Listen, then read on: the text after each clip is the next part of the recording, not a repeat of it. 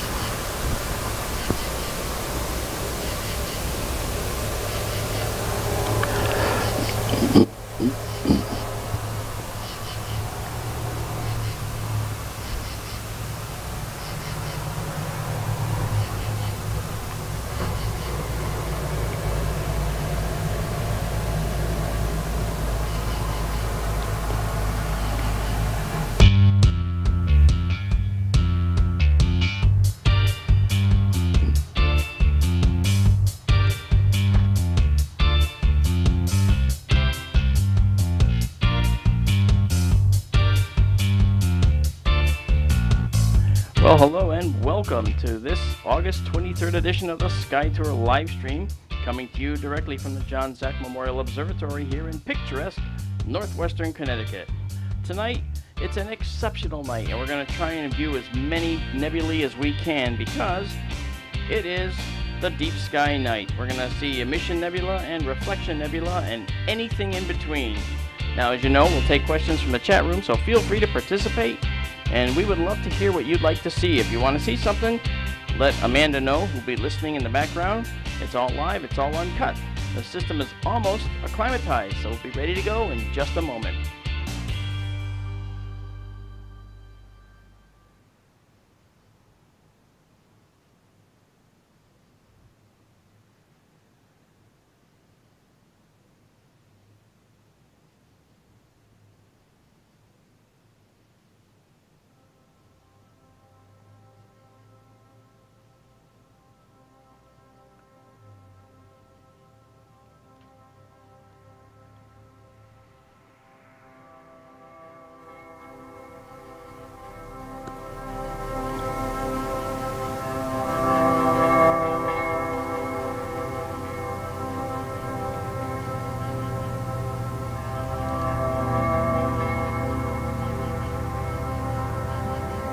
Hey there to everybody in chat. I'm still fighting construction traffic, so you're going to hear some noise outside the dome.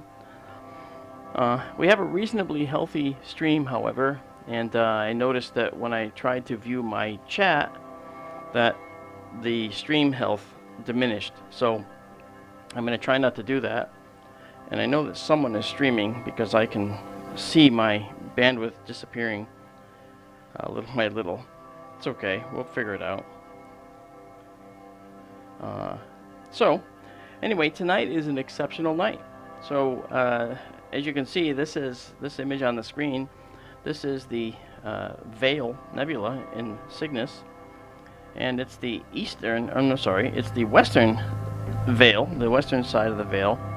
The Veil is a supernova remnant. So, and the thing is, it's only a few thousand years old, and it's around 2,000 light years away, and it's actually spread very, very far in space because it's moving at high speeds. Okay, not light speed, but it's moving at very high speed, and this is actually incredible because it's making headway through space, and anything it impacts along the way, that shock front, that front end shock wave that it's bringing with it, which is a high velocity particles and high velocity atoms and gas from the former star, is impacting other things and causing them to emit light as well. So we're seeing this very gentle filamentary structure on the screen, and this filamentary structure is actually emitting light because the atoms are being ionized, and then the atoms spontaneously drop to lower energy states, and when they do that, they emit light. So that's what we're seeing here, and it's really quite amazing. So as we move forward, I want to be able to show you some more of these things as we go. So sorry, I'm actually just I'm troubleshooting an issue here because I had perfect stream health, and then it was bobbling up and down, and I don't like that. But it's okay. We're reasonably good now. Anyway, I'm sure that Amanda, who is in the background, are you there, Amanda? I am here. There she is. I'm sure that Amanda will monitor. Yeah, thank you all for coming, by the way. I know that there's only a few of you so far, but we're going to have some fun. So as I said, this is the Veil, and the Veil is looking exceptional tonight. And if Daryl's in chat, I want to let him know I actually tried the O3 filter as well. And I noticed that this filter that I'm using, which is a sky glow filter, meant to knock out any potential light pollution, allows me to get some good contrast. The O3 filters having to basically O3 means oxygen, and then triple I, triple III, the Roman numeral 3. O3 in atomic parlance means doubly ionized oxygen. Now you might think, well, that O3 is triply ionized oxygen or something because, it has a Roman numeral 3.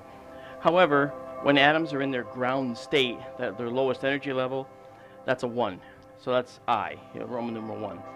So Roman numeral 2 is singly ionized elements, and Roman numeral 3 is doubly ionized. So it's a little bit confusing. I apologize for that. Astronomers long ago came up with that terminology. This particular shock front, you can actually see that it's actually blue and it's red. Now, if you saw the processed photos that I had produced the other night, and then I put more up there today, I've actually been diving headlong into some additional photo techniques to get these to look just spectacular. And before you came on with me, I will show you, I actually created several other photos, which you're going to see. So here's the Dumbbell Nebula. All right, and this is the dumbbell. Now, what camera? Oh, here we go. What did you use for these pictures you're showing us now? Daryl's or the one you're using now? No, this is still the one I'm using now. But I actually have samples that I use from Daryl's, and Daryl sent me a Daryl sent me a filter to try out, folks, and I did, and I'll show you what that looks like. So these are all photos taken with the Sky Glow filter, the one that I was using the other night. Okay, and then okay, that ain't it. Okay, this filter, these photos were taken with the Oxygen 3 filter. That is the filter that looks at the specific oxygen emission from the Dumbbell Nebula. As you can see, there's more detail in it than the other photos that I was showing you. And to prove that, just remember what this looks like. I can't do these side to side, unfortunately. And let's go take a look at this one. Okay, now you look at this one, and yes, it looks nice because it has the color, the red at the top and so forth. But oxygen 3 is a specific wavelength. It's called a narrow bandpass filter. It looks only at the blue light from this nebula that you're seeing, which is the oxygen 3, the doubly ionized oxygen that is emitting light in this nebula. All right. Now, when we looked at the other filter, it was actually a little bit different. It offered us. This is the shot that is probably the most illustrative, because you can actually see some interesting convolutions and naughtiness, not naughtiness, but naughtiness in the nebula. It's really something else. Really, really nice. It's gorgeous. It is pretty.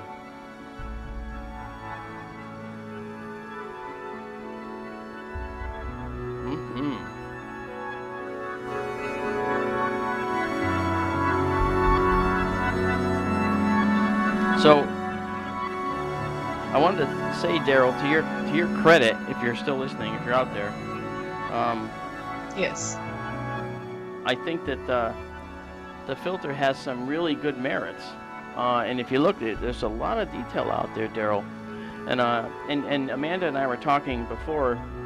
If you want to join us on the live stream, let me know, and we can bring you on. I think. I don't know if I can do it. I think that maybe I can. I'm not sure. I haven't done that yet. I mean, everyone's been calling me to come on, so I don't know how that works. Maybe I can add you, but I'm not sure. But I would love to talk to you about. As long as his headset's set up, I can definitely bring him in. Cool. So Daryl, if you want to do that, that's fine. You're free to come on. He went on a journey to go and see the eclipse. So I'd even like him to share that story with you. Oh, sure. I'd love to hear it. If he's interested, no pressure. He wants to know if you can correct for the red sky background. Yes, as a matter of fact, I can. If you look at the latest images that I put up on the SkyTour LiveStream website, I actually got rid of entirely. It's called a color cast. I got rid of the color cast entirely using a technique that allows me to do that, which I'll share with you. Now it's within Photoshop, and Photoshop allows you to actually create a generic color that's the color of the general background color. That is to say, it'll sample it, and it will create an average blurring view of what that background color looks like, and it makes it one color. Then essentially, you invert that color, getting the complementary color, which is the opposite one, which is the one you want to add back to the image, that will then remove that color cast. And so when you do that, you actually get a perfectly beautiful, wonderful, balanced photo. And that's I did that technique, and then I proceeded to do some color curve adjustments using Photoshop. I have other tools to work on these photos as well. But I really liked using Photoshop because it actually allowed me to do some neat adjustments. So we are waiting for evening twilight to go away, and I'm going to look up now. Oh, wow. I'm just looking up for the first time. And by the way, the outside of my dome is perfectly dry, which means that I won't need to use the dew cap too much tonight, I hope. The dew cap is a extension off the end of the tube that keeps dew from hitting the tube and getting on the lens, rather, the corrector plate on the front. So we're gonna be able to do without that, I think. It said dew. But anyway, and I think I'm back to good stream health here. So Yeah, there's a little bit of buffering, and well, but I don't know. Daryl said he had a bit of buffering, but there's a storm coming my way, so I don't know if it's just me or no one else mentioned it. So okay. that's what holds. All right. All right. So I hear it again. I think the dumbbell came out pretty nice, relatively speaking. I mean, considering how it could have come out. And what I'd like to do is a nebular tour because I think it would be cool to do. And we did this the other night, but I want to do it again. And maybe we could go back and forth between this filter I've been using and the one that Daryl sent me to try. And we should see what that looks like. But I do want to bring up and bring us up to one other object here if I can, and it looks like I can. So let's do that now. Okay, we're gonna go to this other object right now.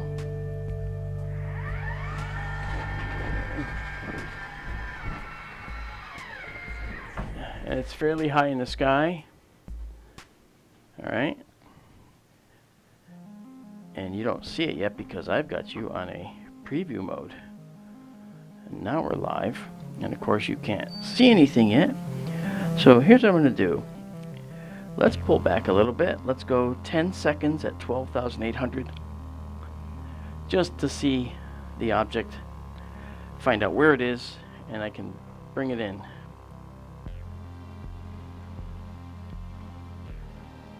So there we go. Actually, that was pretty close. Yeah.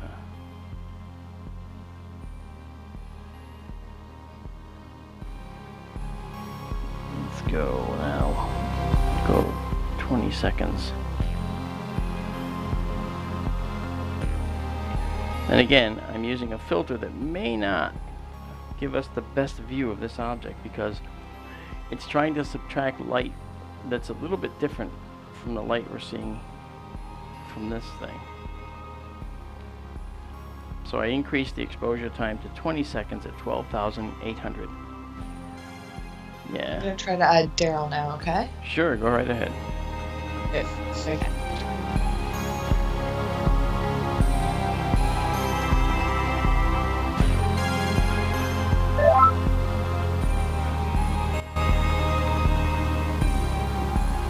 I mean, that looks artificial, but it's not. It's actually, this is the a nebula called the Iris Nebula.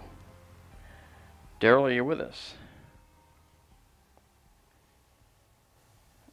I don't know yet. Daryl, can you hear us? Daryl, are you there yet? He's probably going, "Ah, my headset's not working. Oh no!" And he's getting all panicky and crazy because his headset's not working or something. It's alright. I think he's pretty smart and pretty calm. I think he's gonna have it sorted. It's alright. I asked him to mute YouTube. I hope he didn't accidentally mute Skype instead. Well, as you said, he's pretty smart and he probably wouldn't do that. Everyone does that. Everyone. Yeah, once in a while, right? Uh-oh. Did he hang up? Yeah, he dropped. Well, he dropped. You show him what you're doing, and I'll work on this.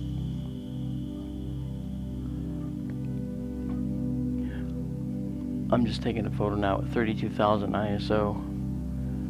Yeah, you can start to see it here with this filter. This filter isn't helping us. I'm using a sky glow filter, which removes light pollution. But it's actually, in this particular case, it's actually not enhancing the contrast of the object because, well, frankly, the object's already in an area of the sky that's fairly dark. So we're not seeing an object that's, you know, perfectly good here. But this is the Iris Nebula.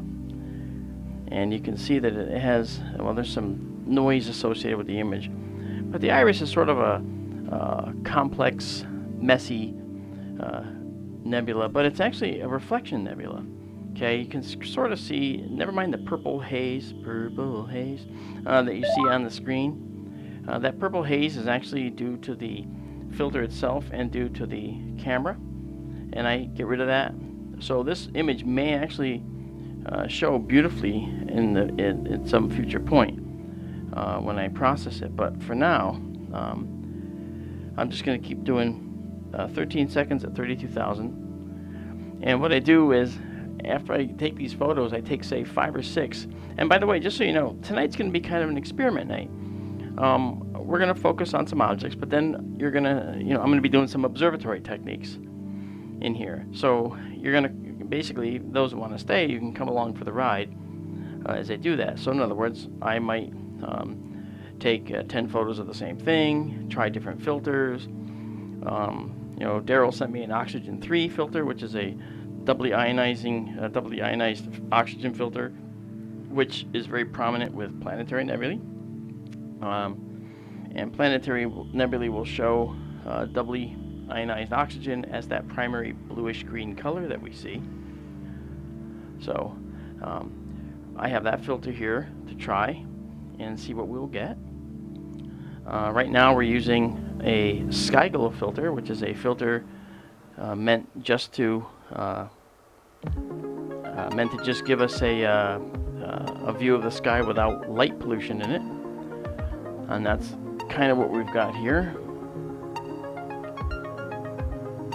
So we're going to do some more. And I apologize for the noise because the construction is almost done, but until then, all the vehicles going through this town have to go up my street, which is really odd because it's a very rural street and it feels weird to have these cars going up and down the street. So we'll see what happens. Yes, sir. Seems awfully loud. What's that? The music seems awfully loud all of a sudden. Did you I didn't touch it. accidentally hit something? No, but I'll drop it down. I found typically that when we hear the music is loud, it's not loud when in the recording, in the overall view later. Okay. That's just my thinking. It's catchy anyway, so that's Yeah. great. Yeah. I don't know. I'm thinking Daryl rejoined the call. I think he can hear us. Is your mic working, Daryl? Yeah, just type it to Amanda so that she can see, because I'm not. He able to- rejoined the call, but I don't know. I don't know if it's working yet or not, but It's okay. just say hello. Just say hello when you're up to get it working.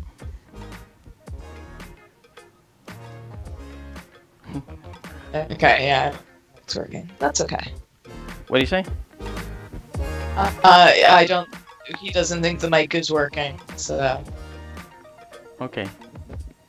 But he hears us and he's enjoying the show, as is everyone else. Well, so Daryl, go into your Skype, continue. into your audio settings if you haven't already, and check the microphone and make sure that in the drop-down you have your headset.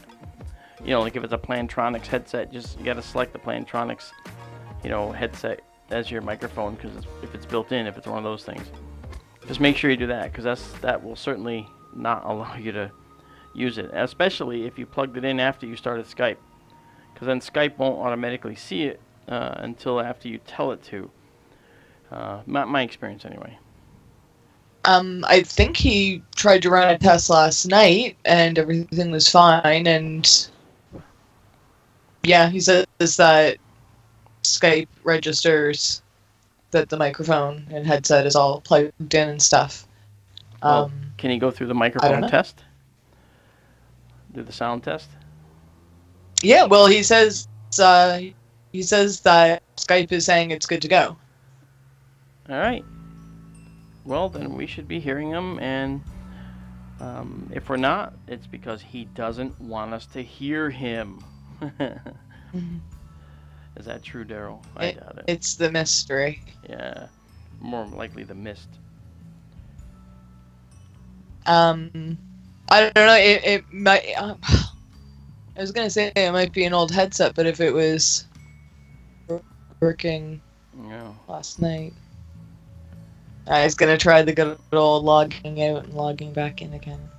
Well, Okay, carry on, and he'll when, join us if you can. sure. When you and I hung up before, your headset actually worked. I'm sorry, your Skype actually worked fine for us when it didn't before. Remember? I've been having a few glitches on Skype, but yeah, it was really weird. There was like, I don't know, maybe a 2 or 3 second delay Yeah. between us hearing each other. It was really, really odd. Yeah. And right now it's a little better than that. All right, folks. I'm just doing a couple more things here, so hold on 1 second. More tests. Okay, just so you know, again, for those just joining us or what have you, tonight we're actually doing observatory experiments. So we're actually testing different filters and setups to get the best for what we can out of our objects that we see in the sky. And so that's what we're doing. So you can come along for the ride as I make these adjustments and changes.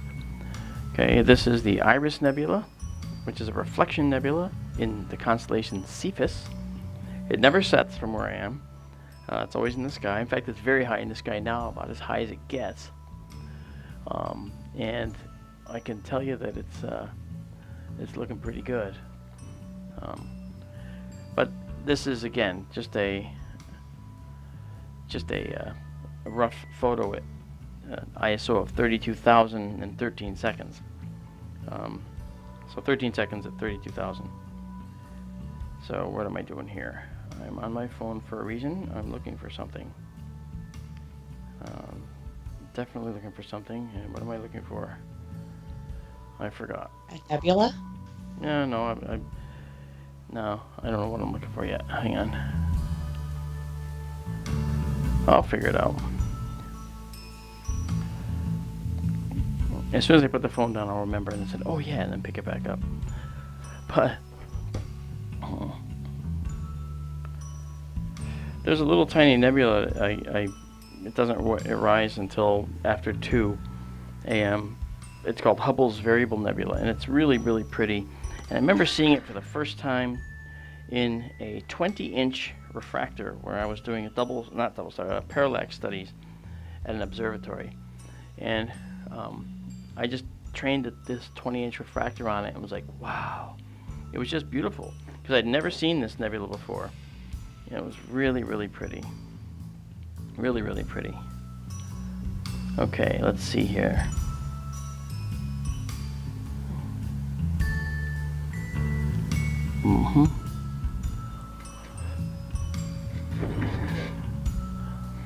Now, because the camera's noise shows sometimes in the reddish and the blue, sometimes the nebulae that are in the image don't show up because it looks like a bad photo. Like this looks like a relatively bad photo. However, it may not be a bad photo because this might actually have a lot of detail in it, a lot of information we don't see. So just remember this, and I'm going to process this, and I'm going to make this into a final image, and we'll see what it comes out to be. All right. Again, it's 13 seconds at 32,000 ASA or ISO sensitivity. So one of the things I do is when we see the photo come up again, I'll go back to just the image and I'll show you what it looks like, and I'll zoom in and I'll show you the nemesis of astronomers. Okay, so here's the photo, and don't forget that black square in the lower left corner, that's the observatory camera, so that doesn't show up in the final view. If we zoom in on this, you see that?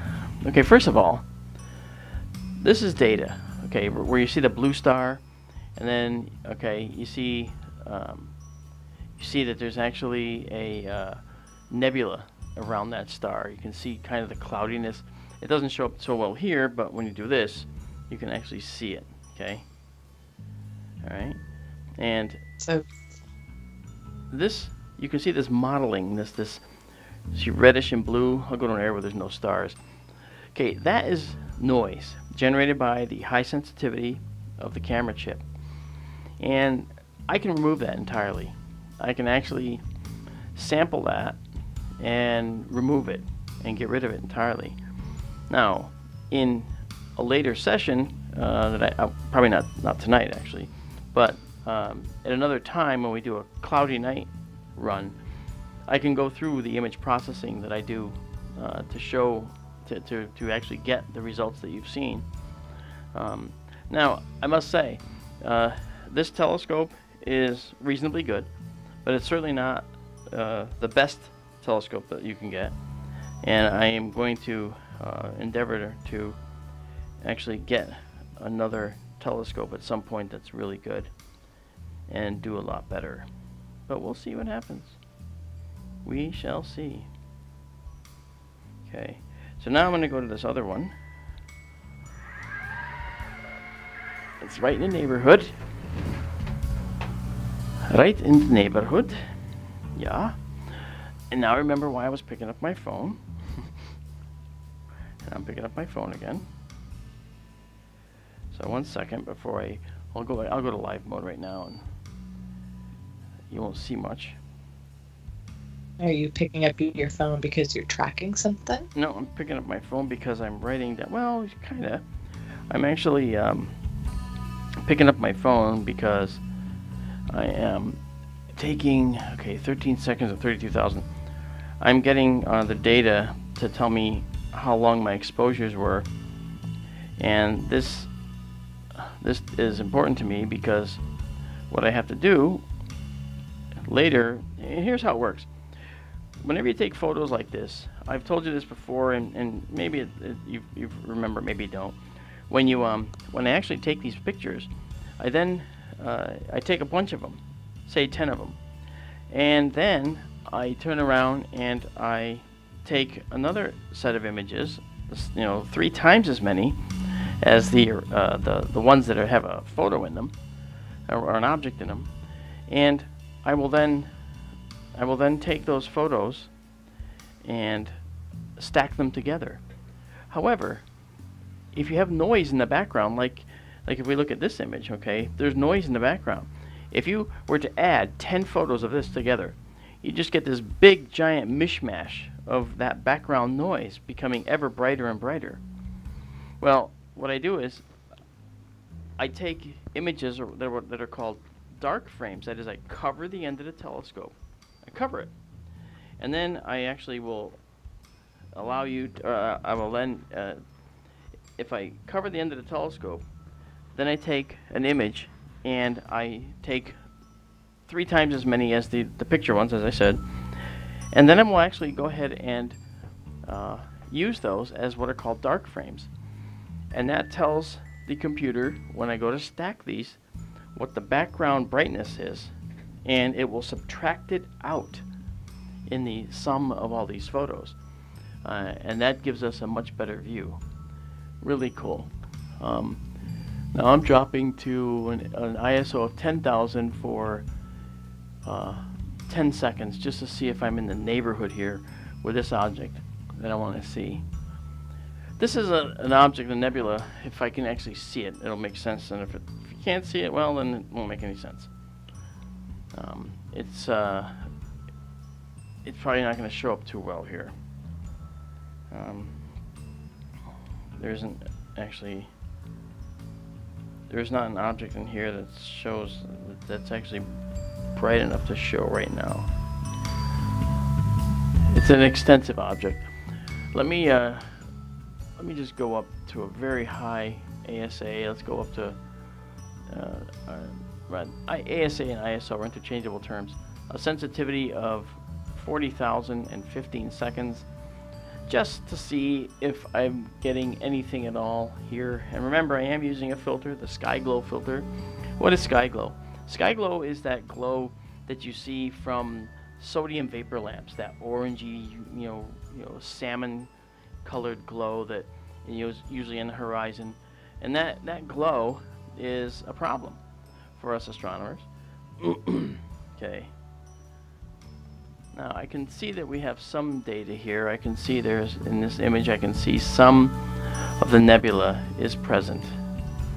but not enough to actually make it a worthwhile target, because I would much rather that we all got a chance to see something cool for once, and not just watch little old me go ahead and keep doing this, you know, and you don't even know what I'm doing. All right, now I'm going to go to a different one. This one, if we can see it, is also high in the sky, and it's, let's see how well it looks. Okay. We're just doing a tour of the nebulae that are up actually in the north right now.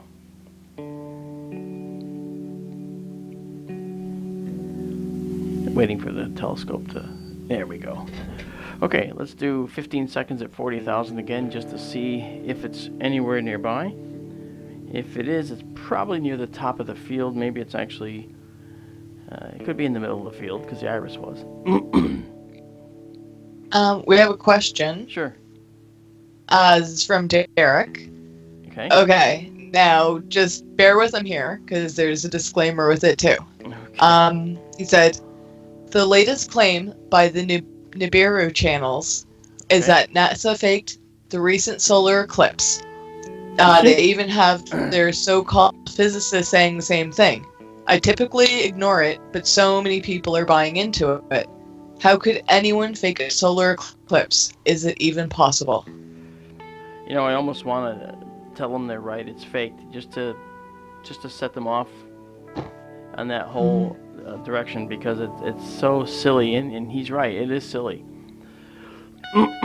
I can't believe that. Well, okay, is that. is it the same as the flat earthers? Like, why would people buy into this? Well, people buy into it. I mean, like, they're being there's told. no computers in the world that could generate that kind of an illusion worldwide, right? Well, countrywide, yeah, as if no. Yeah. No, but people will pretend there is, and they'll make up some kind of pretend reasonings for why it could happen, but it can't. It's silly. But again, you know, people do come up with these things. People do say silly things and think really, really silly things. And I don't know how to counter any of that, because there's quite a few people that will, you know, buy into the fact that, you know, they think that there's, you know, some kind of you know, magic, mystery, and fun to the fact that there's some kind of what am I saying here?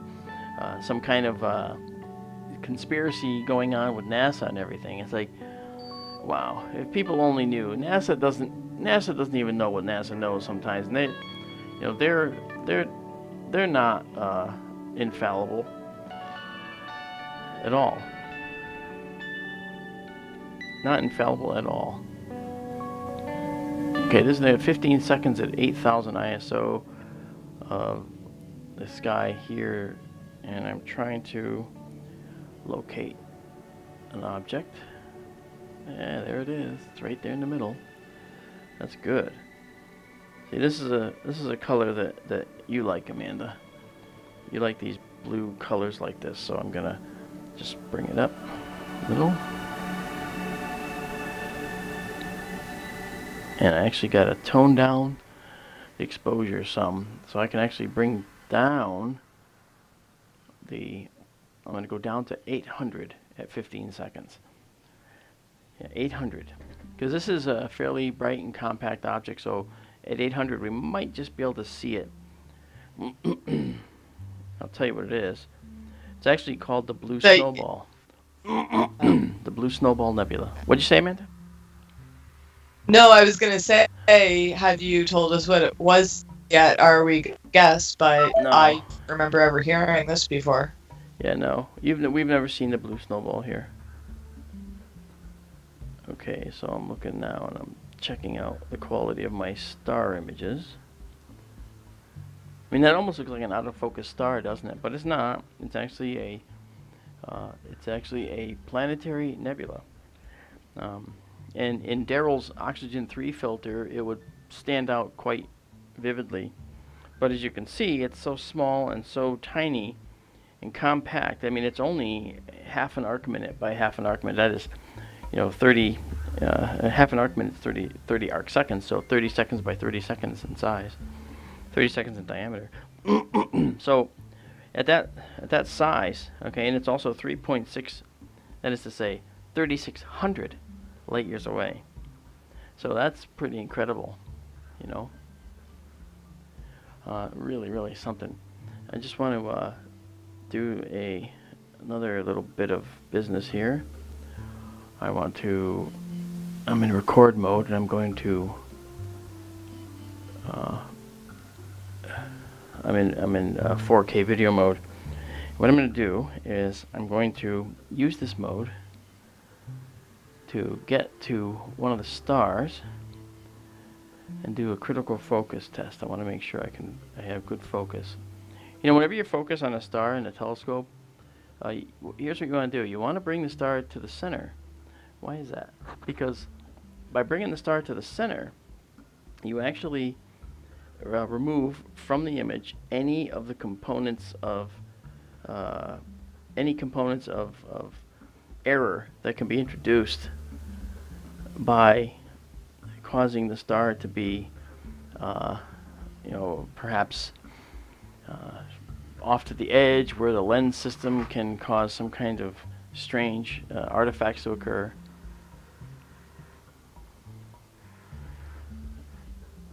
Okay. That might be okay like that. And we're going to test that in a minute. What I'm doing is I'm zooming in tremendously, and then I'm actually taking a photo. So let's go back over there. Okay, and now we'll take another 15-second at 12,800 photo. Again, 12,800 is a fairly high sensitivity setting, but we're doing it anyway just to see what we get.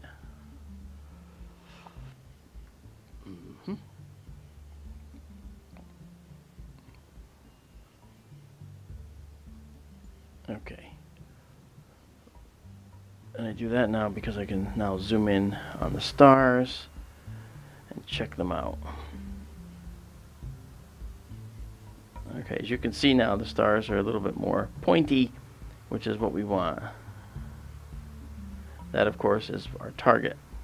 So let's go down now to, let's go down to 800 actually. Let's go to 800 again for 15 seconds, and let's photograph this. Again, we're photographing this with the Sky Glow filter, the filter that removes light pollution from the air. So it is removing just those frequencies that you would get from the sodium vapor lamps and mercury vapor lamps, high and low pressure for sodium. So it's a complex filter, but it does produce far better imagery.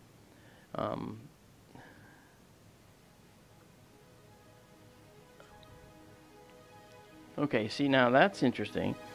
You can actually see now, when you look inside the object, you can actually see that there's some detail in that object now, because the blue snowball does have some detail in it. So it's pretty cool to see this in there. You can actually see that inner ring, which is something that was impossible to see earlier because it didn't quite have the focus. Didn't have the focus down yet. And if we move around a little bit, we can see some stars, and of course they're looking better. So we're doing okay with that. Now, so that is a planetary nebula that I enjoy. Now what I'd like to do is take us to something different. More stuff. Okay, and by the way, just so you know, this is literally just above everyone's favorite, which is the Andromeda Galaxy. Now, I suppose you might want to see the Andromeda Galaxy. The one we're headed for? You might say so. Oh, you might, Rabbit, you might. And telescope's not going to move much because we're almost there. Sorry for the coughing. Alright, so 15 seconds, and we're going to go at an ISO sensitivity of, say, 2500. No. 5000 for, let's say, I gotta remember I'm using the filter. 20 seconds at 5000. And let's see what this gets us.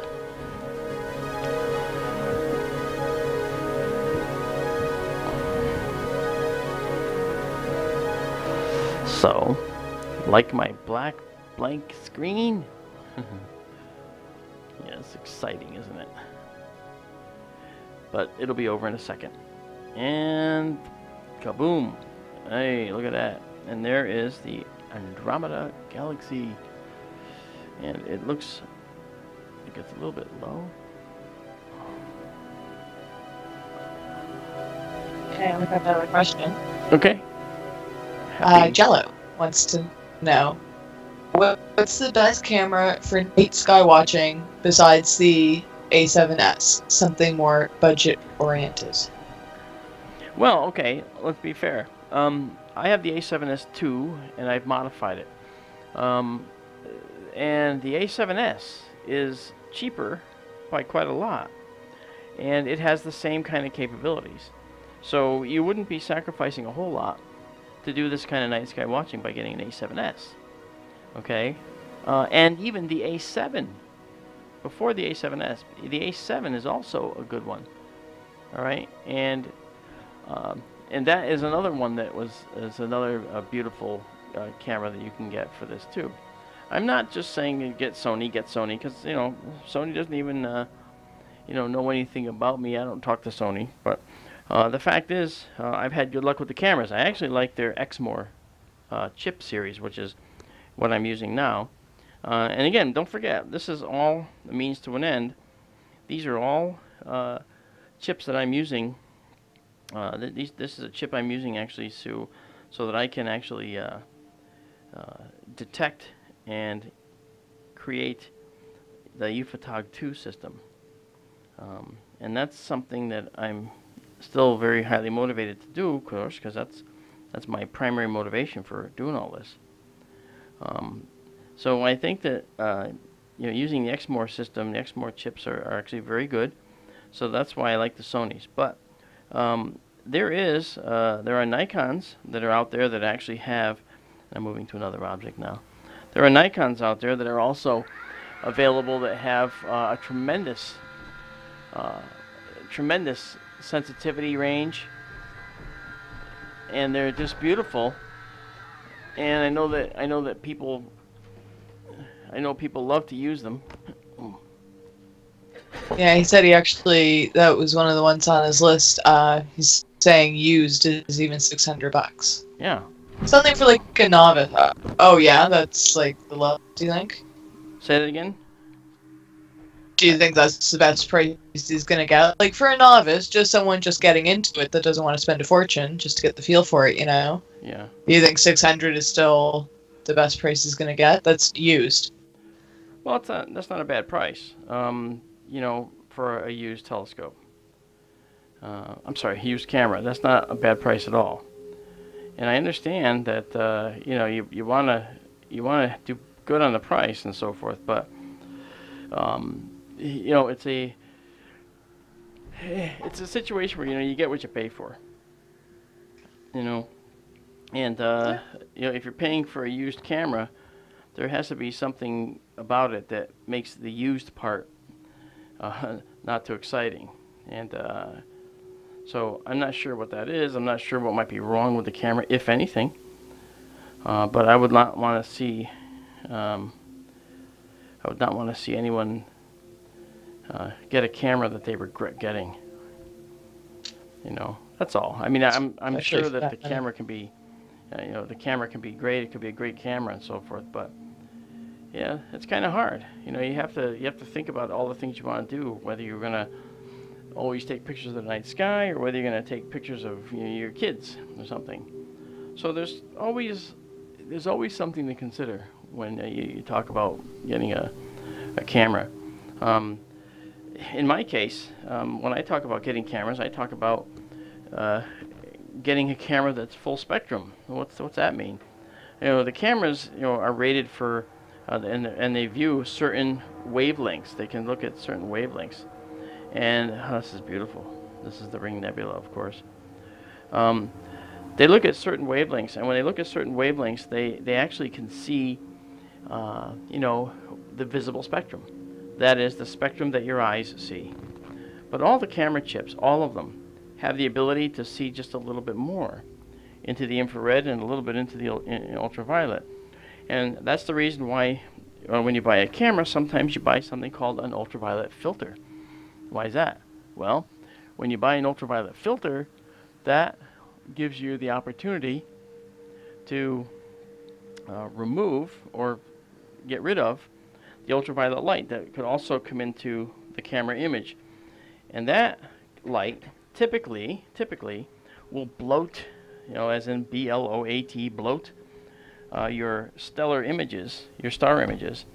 And bloating star images is a bad thing. We don't want to see star images bloated, and that's not good. So having an ultraviolet filter over the end will tend to make the images far more compact and beautiful. Stars will be pinpoints of light rather than bloated blobs. Okay, and it has to do, of course, with how much, you know, how long your exposure is, what sensitivity you're using, and all that, of course. So, however, it is interesting to consider that when we put an ultraviolet filter on the end of a camera, we're restricting some light entering the camera. So, as an astronomer, what we want to do is we want to get all that light. We want to get all those things. Sometimes we'll look at narrow band passes, like Daryl sent me that oxygen, you know, doubly ionized oxygen filter to look for a while.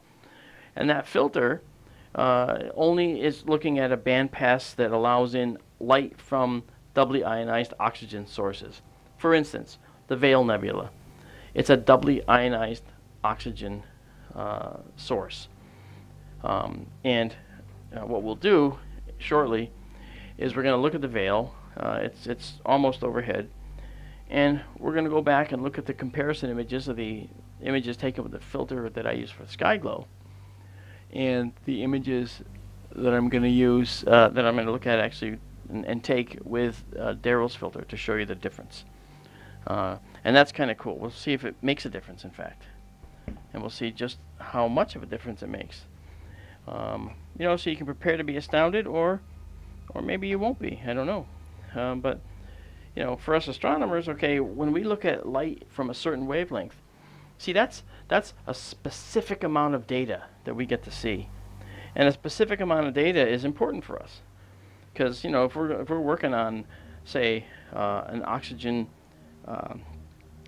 3 study, or we're looking at, like, you know, how much of this is doubly ionized oxygen in this nebula, or how much of this is you know, hydrogen, you know, alpha, you know, how much of this is, you know, singly ionized hydrogen, H2. Okay, we want to be able to look at that stuff, and we want to be able to see it. We want to be able to see it, and to see it, we probably have to use a specific filter to do it, and that's what we do. That's what we're doing here tonight. It's just the SkyGlow filter. The SkyGlow filter is just a generic filter that's used to keep any of the glows from our street lights out of our view. That's all it's for. It's not doing anything else. It's not meant to give us a specific view of any particular element. It's actually excluding a generic glow. That's all it's doing. Okay, but the oxygen 3 But it doesn't take out the glow from the moon. Yes, it takes out the glow from the generic glow, which is a fairly broad range filter. It takes out, you know, a bunch of frequencies here, a bunch of frequencies there. But in practice, if you're doing research, you're not going to use a SkyGlow filter, okay? Because the SkyGlow filter is taking out too much.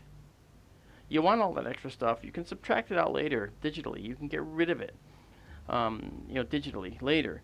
You know, and you know, if you can tolerate these images that look like they're bright and crappy, then you know, you may not feel like you're a successful astronomer, but you've definitely taken some really good images of the objects in the sky that you could then subtract out the sky glow component later, but you haven't compromised your data at all.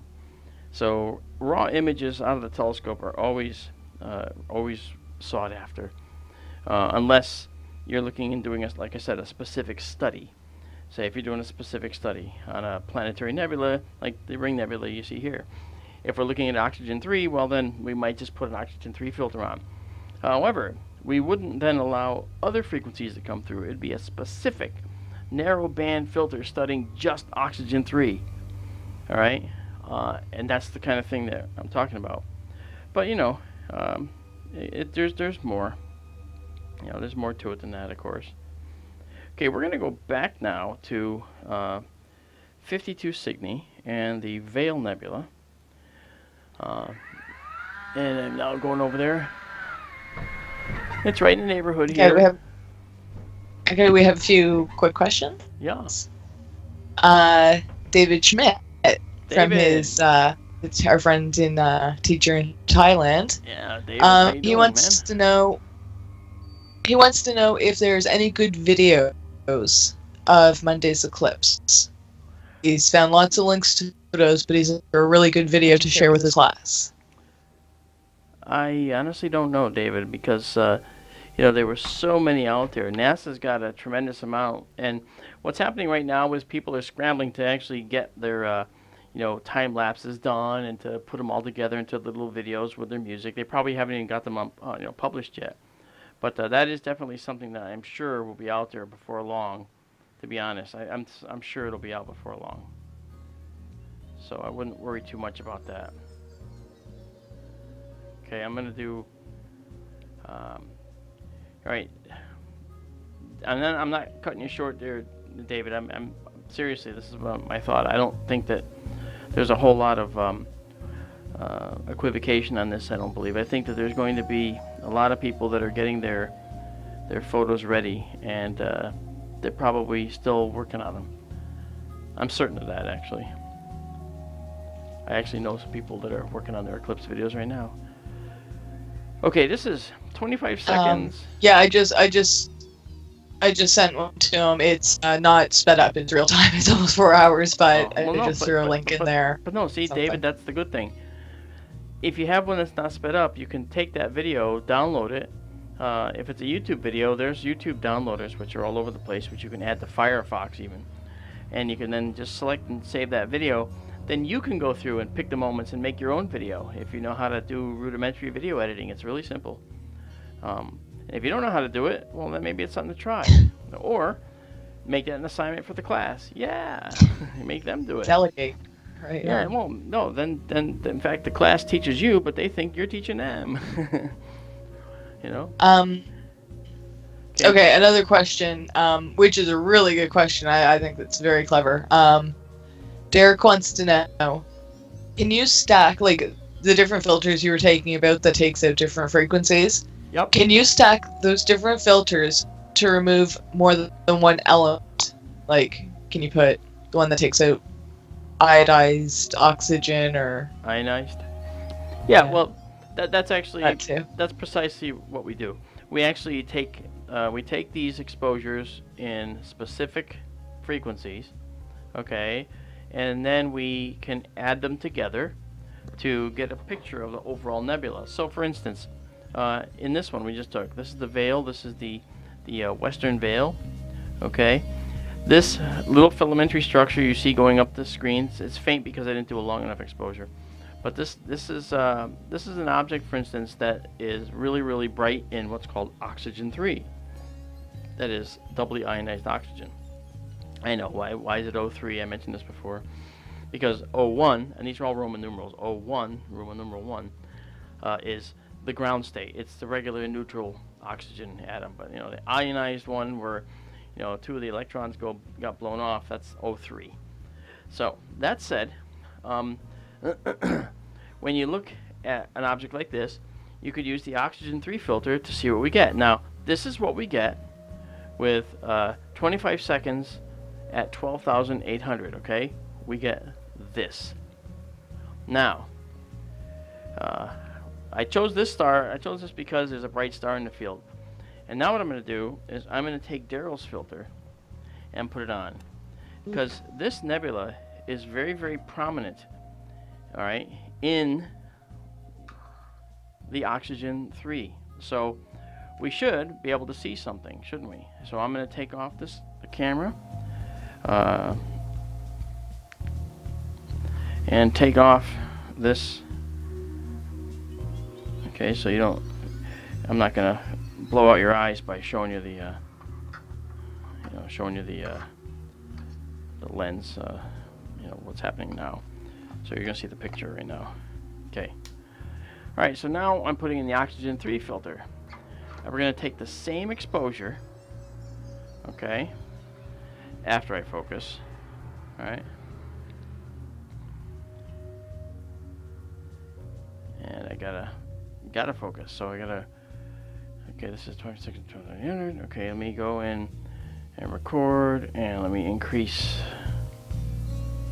All right, there you can see how out of focus I am. All right, so I have to refocus now because I just took out too much of the focus. All right, and you always know when you're focused because all the other little tiny stars all around come right into play and show up nicely. Okay, so that's that. So we're going to go back now and go back to the previous settings we had. We were at 25 seconds at 12,800 before, correct? Maybe. Oh, come on.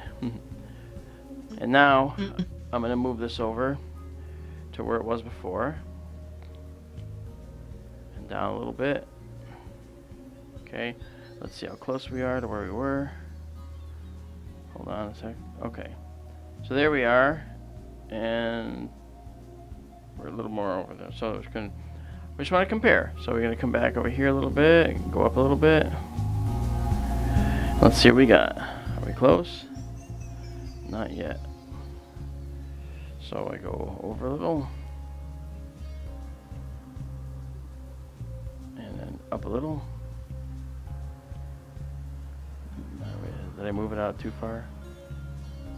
That's pretty close. Okay, let's do this again. 25 seconds at 12,800. Now we're using a filter that is, it loves to see the light that's coming from this nebula right now. The other filter could care less. It was just blocking out other frequencies. This one loves to see this specific light. It's also a narrow bandpass filter. That usually means the exposures have to be a little bit longer to get better data. So this may or may not work right off the bat, but let's just see.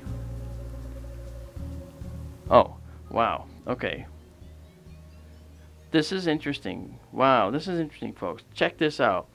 Okay, when you look at this, you're going to see something pretty interesting. First of all, you're going to see a greater red cast on the image.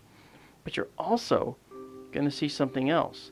Next to the bright star and trailing up toward the top of the screen, you see a really interesting filamentary outline, don't you?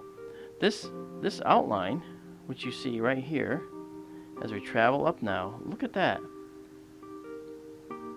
See, especially right there. This shows you areas that are actually O3 emitters. And we're seeing these very, very clearly. Daryl, I got to tell you, this is really, really fascinating. Not bad. And what I'm going to do now is I'm going to increase our exposure, or rather our sensitivity. I'm going to go up to 20,000 and go to 30 seconds. All right? And let's see what we get now. We're going up 3 stops for you photographers out there. 2 in the sensitivity settings and 1 in the exposure settings. So that's 3 full stops. That's the difference between a dim room and a normally lit room. So we're adding a lot more data and of course a lot more noise, but I can get rid of the noise. I use Photoshop to get rid of the noise, by the way, and there's some techniques to get rid of this grungy, grainy noise that you see in the photos. I love it. It's really nice. So, oh wow, wow. Okay, well, You know, Daryl, before I was sort of bad-mouthing the O3 filter because I used it on the Dumbbell Nebula, but you know what?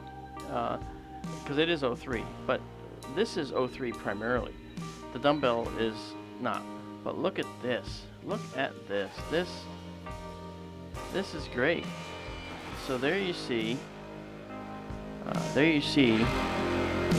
Some beautiful convolutions of data in there. Some really nice filaments, very sharply defined. You can't miss them. And the thing is, there are certain. And here's another thing too. When you use these filters, some of them are designed for visual view. That is, when you're looking through an eyepiece.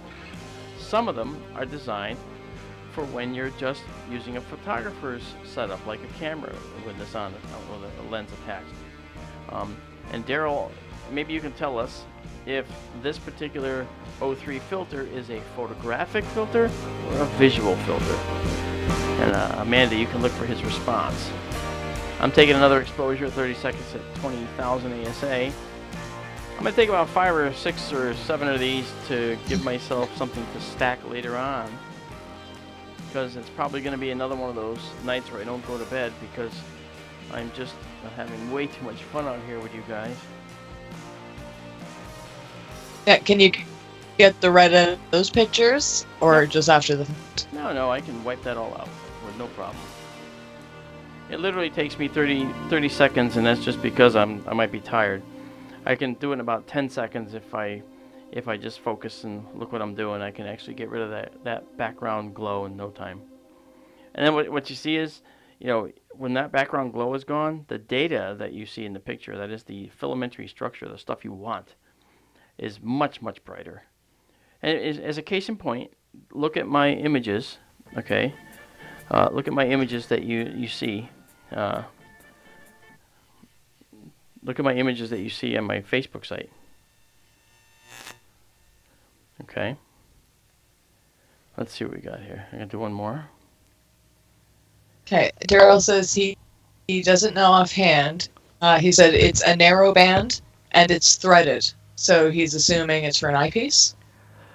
Well, but it could be also for, you know, it could be for a 2-inch T-ring to barrel to camera mount as well. So that's okay, Daryl. No worries. I just wanted to know if you knew the difference, which one was which. Oh, he might actually be going to check. Mario has a question. Okay. What exactly are bias frames as opposed to black frames when stacking? Well, a bias frame is interesting because the bias frame is used to look at the fast response of the camera. Okay, when you take a bias frame for the camera, you take the camera exposure at the highest exposure it can do. And you might think, well, wait, what's that? Well, that actually gives you a lot of information. It tells you what happens when any exposure with the camera is taken. Like my camera, for instance, goes to 8,000th of a second. So I take a billion of them at 8,000th of a second. I use those bias frames along with the dark frames. What are dark frames again? They are the same exact exposure and sensitivity settings as the physical picture photo, but they're just with a cap on the end, so that you just get the same, you get the darkness, same thing going on. But when you actually look at these dark frames, they will have this weird modeling and patterning on them as well. And this is something that happens just because of the fact that they're, you know, the camera chip has a certain response that it has, and that response is something that's very important to be able to characterize and look at and to get rid of in the final image. So, say your camera has a chip near the sensor that's actually what's called an amplifier. Okay, that amplifier noise sometimes will get into the picture as a little glow at the edge of your picture. Well, that's something that you can get rid of by using these dark frames, and you'll get rid of the amplifier glow. Now, again, these are all these little things. Now, the bias frames, okay, are taken at the highest potential, at the highest exposure that you can go with that camera. And if you do that, then you will be able to get rid of the high and low end response problems. Okay, hang on. I'm just doing something, making a copy of something for my son, who is trying to. He's asking me for a Wi-Fi code, so that never is good, is it? You know, when you have a 19-year-old son who is looking for the Wi-Fi code, that's bad, because it means he's about to destroy your live stream night. And he knows I'm streaming, so he knows that he shouldn't do it. So well, maybe he's just winding you up. No, he wants his code.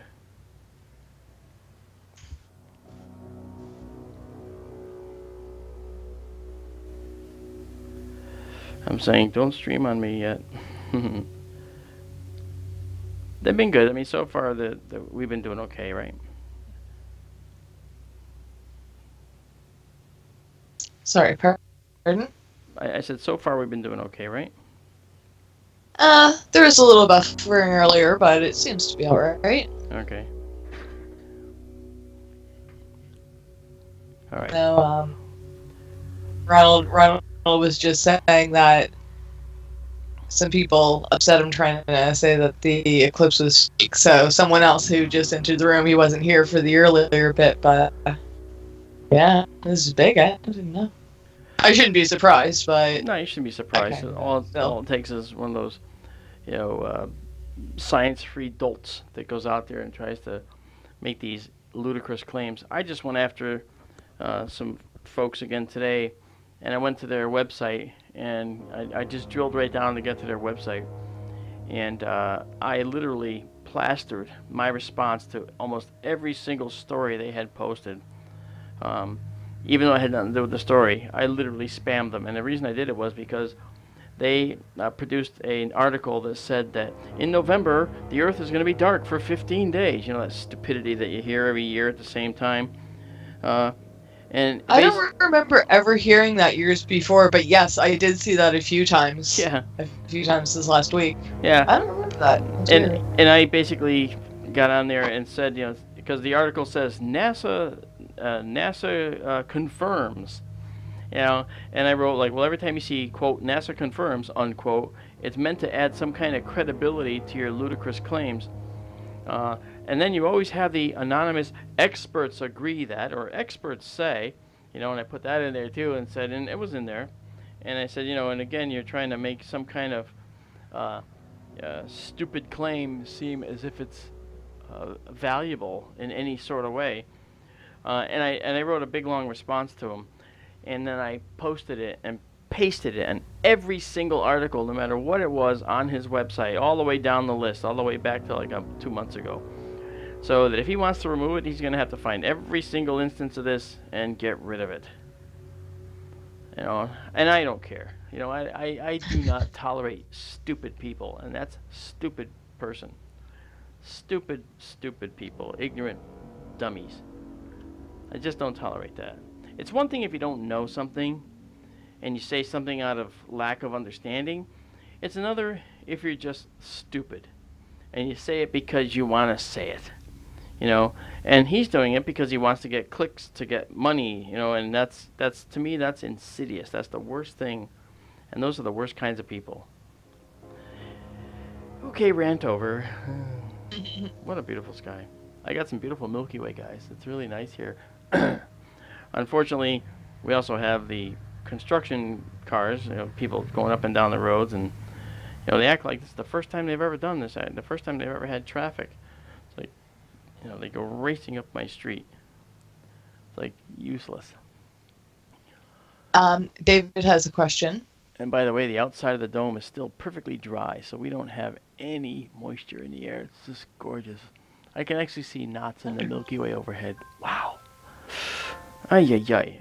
David, what's the question? Yeah, that's what Daryl was saying. He could see all the knots. Yeah. Right.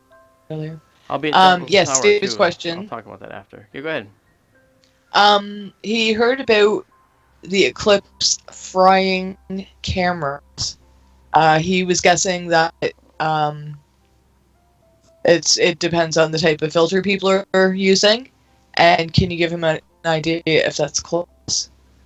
Well, first of all, I'll give you an example. I was using an observatory telescope for years, and I used to do public outreach programs, and the public would come into this observatory to look through this gigantic telescope. It was a telescope actually only slightly larger than mine here, and it was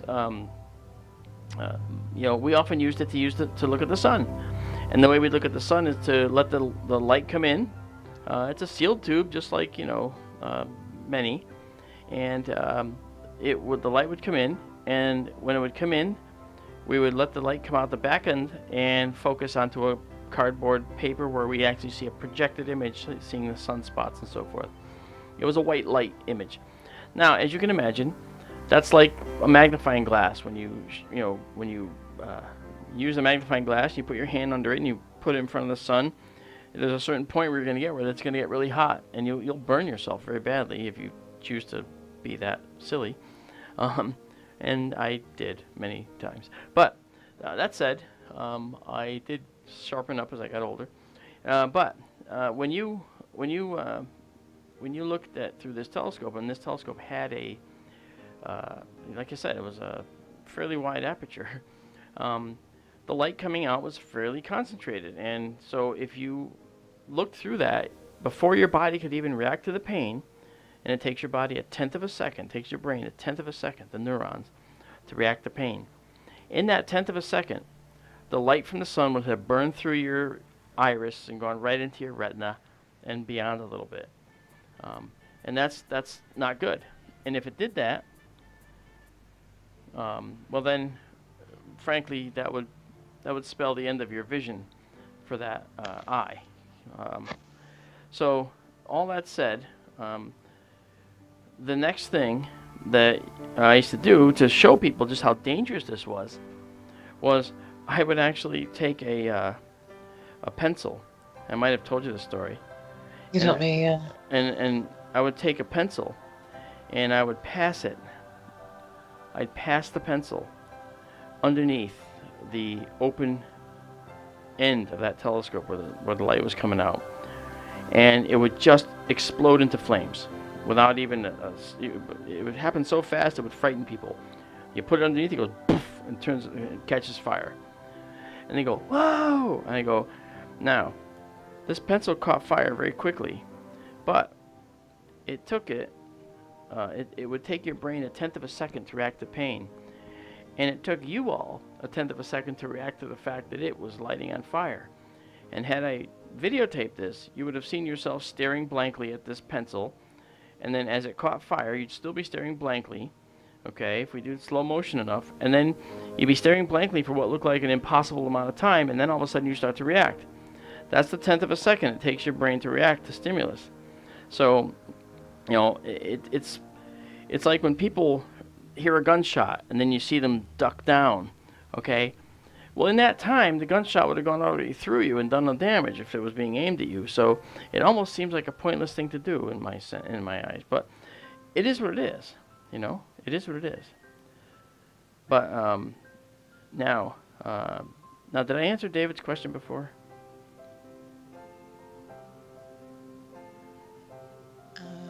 I'm going back to it. About frying the cameras? Yeah. The different filters? I you told us about frying eyes. Yeah, okay. But that's where I was going. Thank you. But that said, okay, if you look at what happens with a camera, okay, a camera doesn't have the same limitations as the eye. So you could conceivably be able to look through and look at. I'm just moving the telescope here a bit. You could conceivably look through and see something in the camera rather that wouldn't hurt the camera at all. But it is kind of interesting to consider that maybe you could use a camera to capture the eclipse, and people would say, well, you know, but it could fry the camera. It's not the same thing. When you look at a magnifying glass, that compresses all that light from the magnifying glass, you know, that is an objective lens of a telescope or something, down to a small point. That's not how the camera works. The camera actually compresses things down to the size of a camera chip. And if you're looking with a big giant lens, and it goes down to a little tiny chip, well then yeah, you'd get some heat.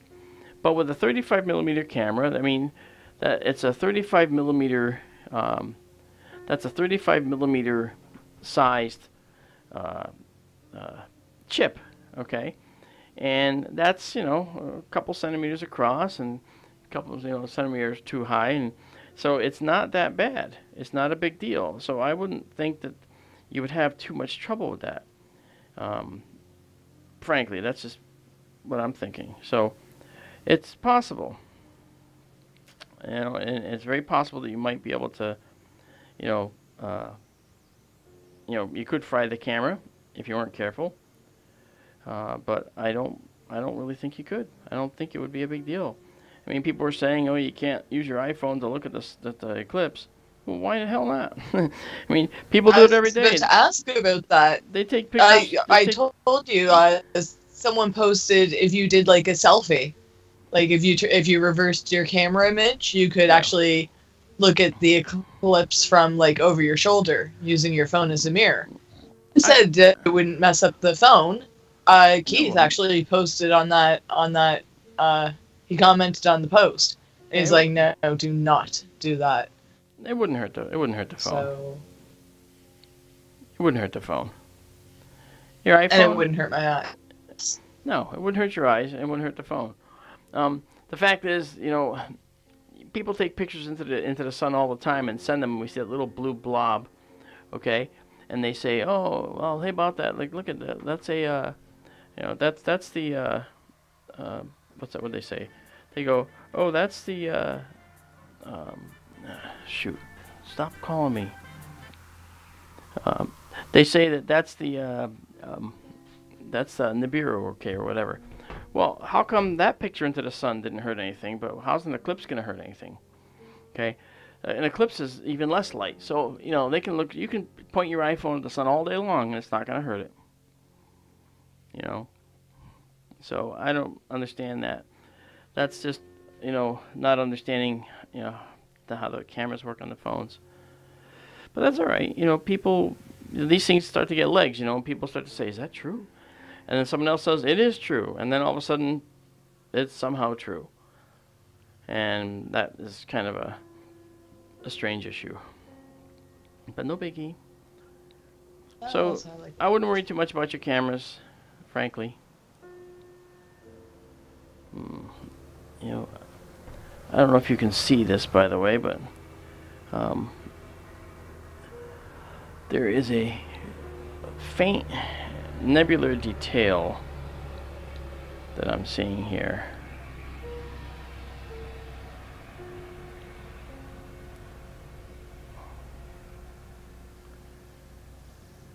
Yeah, I'm liking this. That's kind of cool.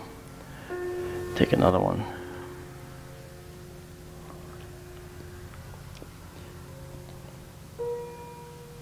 Again, we are now using the Oxygen 3 filter, which is Daryl's filter that he sent me to try. And Daryl has got me on a mission to figure out the best use for an Oxygen 3 filter. I'm sure he knows as well, but I've now taken this on as a personal mission myself. Yeah, absolutely. Well, I was going to say with that last image we were looking at, and it had that dark kind of ribbon going up. Yeah. What kind of filter do you need to only see that? To take out all the other stars and nebula and... Well, that's the thing. Have that. That would be a very specific, you know, Oxygen 3 and nothing more. You know? It'd be Oxygen 3 and nothing more. And we don't actually have Oxygen 3 with nothing more. Could it be made? Could it be what? I mean, it's obviously it can be made, but Yeah. just it's bothered because it's not anything. Is that not useful enough information, or? I'm not sure about that actually. I just don't think that. I just don't think that we would be very. I don't think we'd be best served with something like that. Because we can do that. We can actually remove the components that have, say, oxygen-3 in them afterwards, and just extract that once we know the response that we're getting. Okay, we can do that, but it's better to just filter it out up front, But I don't know if there's no filter that would just take out everything but the oxygen-3. An oxygen-3 filter is going to provide that, but within every star and within every object out there, you're going to have, you're going to have some oxygen-3. If there was no oxygen-3, then we wouldn't actually have any in any of the stars when they blow up. We wouldn't see oxygen-3, So obviously there's some there. That black band is only oxygen-3, though. In this case, not all, no, but most of the emission from the Veil supernova remnant is in that particular frequency of oxygen-3 that we see. So doubly ionized oxygen is what we're seeing. Now, the way that actually happens, of course, is that as the supernova remnant expands at massive speed, okay, that supernova remnant will create, this is the supernova remnant, by the way, just so you see it. And this is an oxygen-3. Here's what's good about this filter. Okay, this is showing less than we saw the other night. Okay, or if I were to take this off and then put on the other filter, this is showing us less in the oxygen-3 right now, right, for the same amount of time and so forth that another, the sky glow filter would show. The sky glow filter would show more. So what are we seeing? This specifically shows us the areas of the nebula that are specifically oxygen-3 dominant, and that's what we're seeing here. Okay, so that's what these filters are good for. They can show these areas that are very, very characteristic.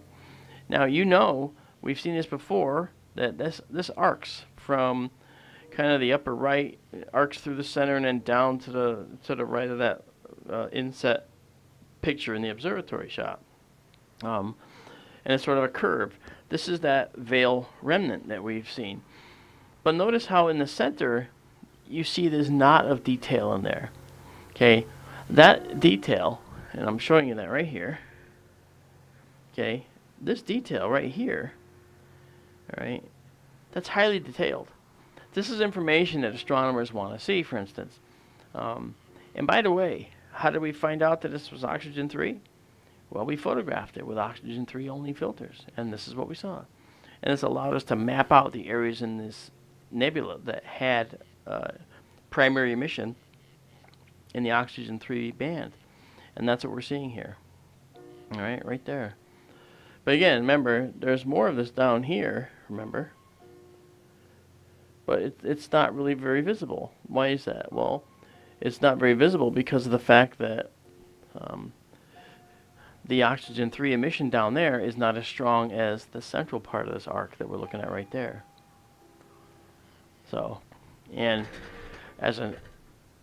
this is a 25 seconds at 20,000. So let's do one more thing. Let's now take this.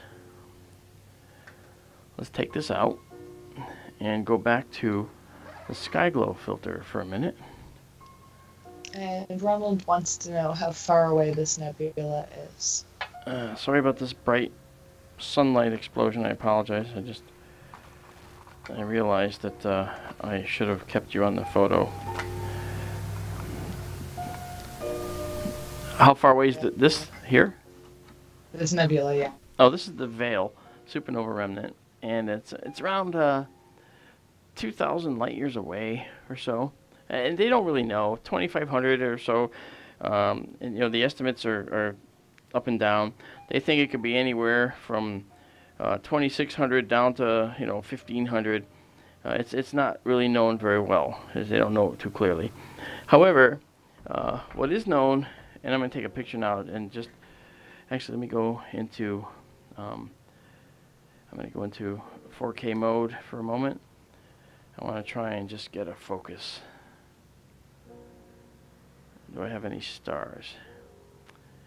Oh yeah, I see them. Okay, here we go. So rather than nebulas, why aren't you using this to look at exoplanets? See if there's any. One I know second. it's not the right kind of oxygen for life, but I mean, Yeah. Wouldn't that be good information to know if there was any kind of? Yeah, but it's a matter of being able to have the resolution to see into an exoplanet atmosphere, and we can't do that. We're unable to do that ourselves. We actually have to rely on. Too far? We have to rely on other equipment. Yeah. Okay, this is 20,000 at 25 seconds now, in the same region, with the sky glow filter and the oxygen 3 filter taken out. This will be a brighter image anyway because of the fact that the oxygen 3 filter is a little bit darker and this one's a little bit lighter, meaning it's more dense because it's more specialized. It's only allowing certain frequencies through. And we'll see what this looks like.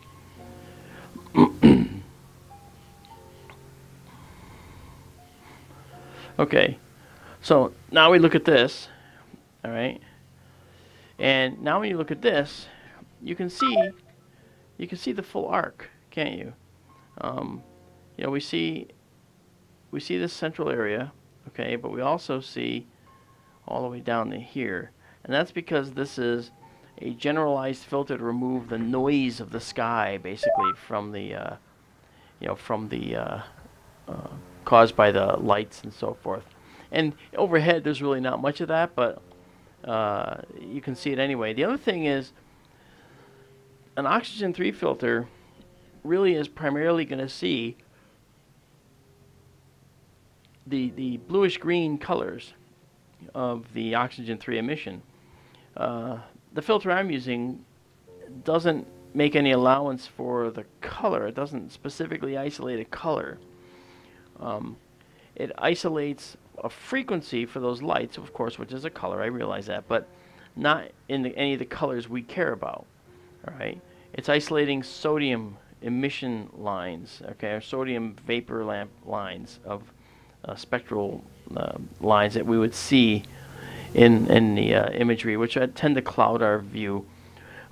This one you can actually see that one side is a little bit red in the nebula, one side's a little bit blue. Okay, and that's just the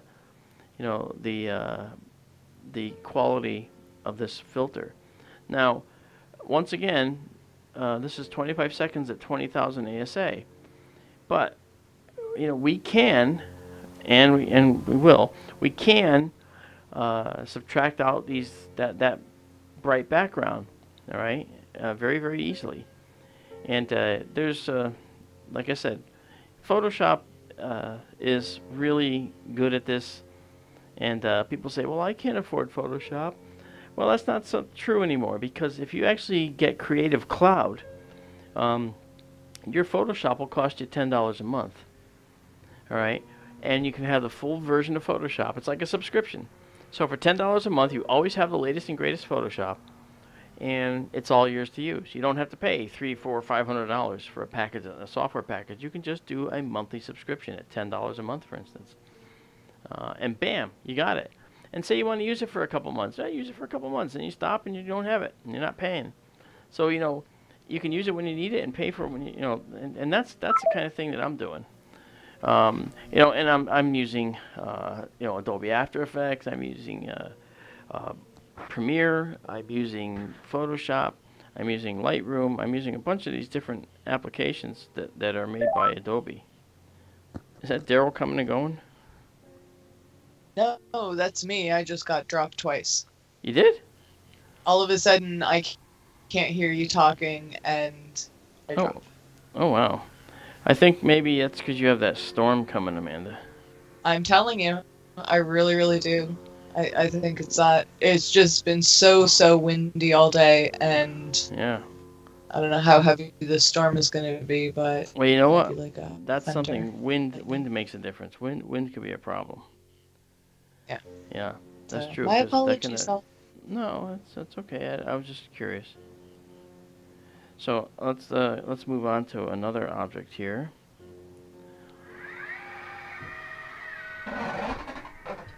Yeah, if you go on Do Not Disturb on Skype, you won't hear those little background noises. No, I don't mind hearing them. I actually want to know what's going on, so I'm okay with that. No worries. Don't worry. Be happy. Okay, let's go take a look at this next beastie. I like this beastie actually. We're gonna say 5,000 at 10 seconds with 11% left in this battery. But don't worry, I got plenty more. And look what we got here. It is, and I'm waiting, kaboom, and it's not enough. This is actually, this is the Dumbbell Nebula again. And what I'm going to do is, we're going to say 6,400, and let's do 25 seconds at 6,400. See, the nice thing is there's not a lot of moisture in the air tonight, so we actually can take these longer exposures and not have to use a necessarily very high sensitivity, which will compromise our data a little bit because it adds noise. And this is as noise free as it can get, you know. So this is pretty good. Wow. Now, you know, you got to say something about this, right? Look at this. Look at this. Where else are you going to just get to see instant, totally beautiful planetary nebulae like this? I mean, this is incredible. And this is 25 seconds at an ASA of, 6,400. So I'm going to do a few of these. Now, I like talking about the dumbbell a lot because the dumbbell nebula is actually very near and dear to me. I used it a lot of times when I was a kid to see basically how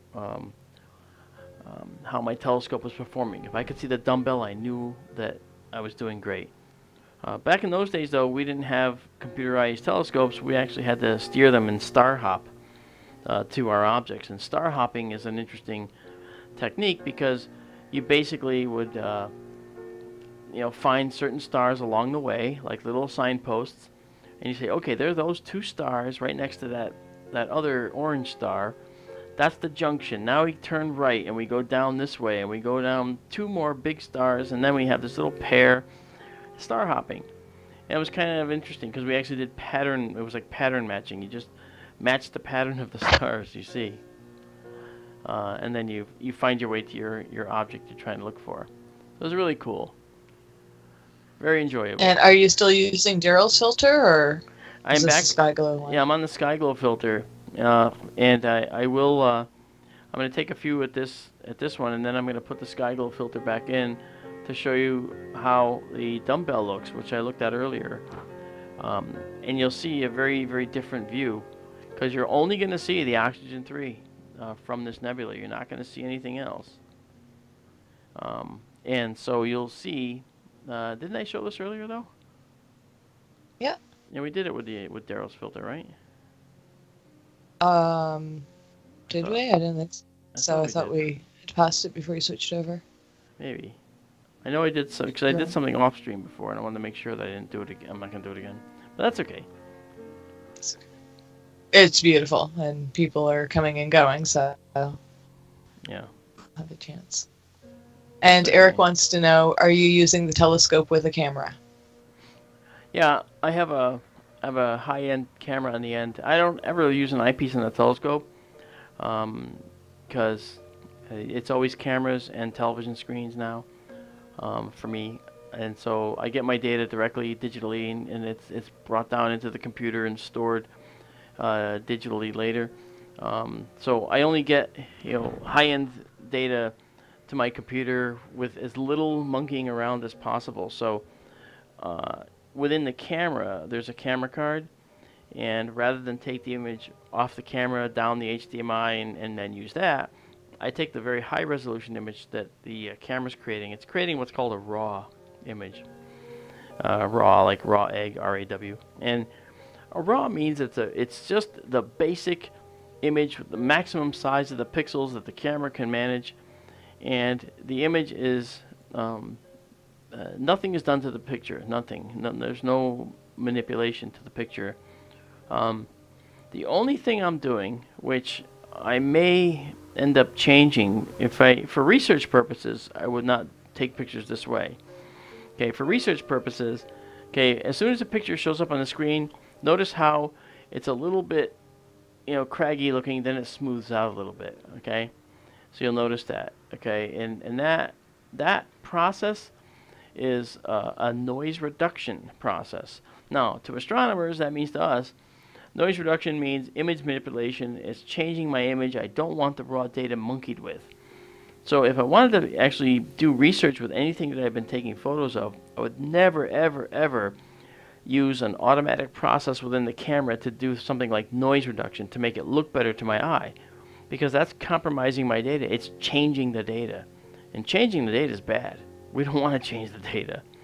Okay, we want the data to be just beautiful, and that's something that we can only get if we have every single option to alter the data, monkey the data, smooth the data, apply a mean to the data, whatever. Anything like that, you wait until later. You don't do that, and don't have it happening at the time you're taking your photo, because otherwise you compromise your data.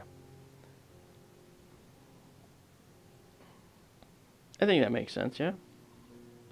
I think so. Oh, I think so. All right, one more of this, and then we can move on. Now, Ronald wants to know, is Andromeda worth looking at? We looked at that earlier, didn't we? We did, but it'll get a little higher in the sky. Yeah. Okay. Yeah, when it gets higher in the sky, it'll be better to look at. By the way, just so you know, and I don't know if we've mentioned this before, the Dumbbell Nebula is actually 1,400 light years away, so it's actually pretty good distance. So when we look at it, okay, you look at that. That's 1,400 light years away, and it is literally roughly 6 by 8 arc minutes in size. So based on that, knowing how far away it is, you can figure out just how big that is in real time, size, like light years across and so forth. It's a few light years across at this scale. Now that little tiny central star you see right there, and that we're talking about, that star you see kind of right there in the middle there, the bluish one, that's the progenitor. That's the one that actually caused this nebula. Hard to believe, huh? That a star has so much mass in it that it can cause such a gigantic cloud.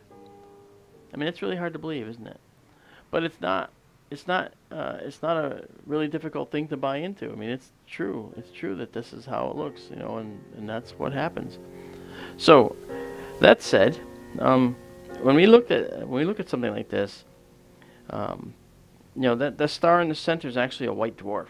Okay, and that's a collapsed core of a star that was probably like the sun.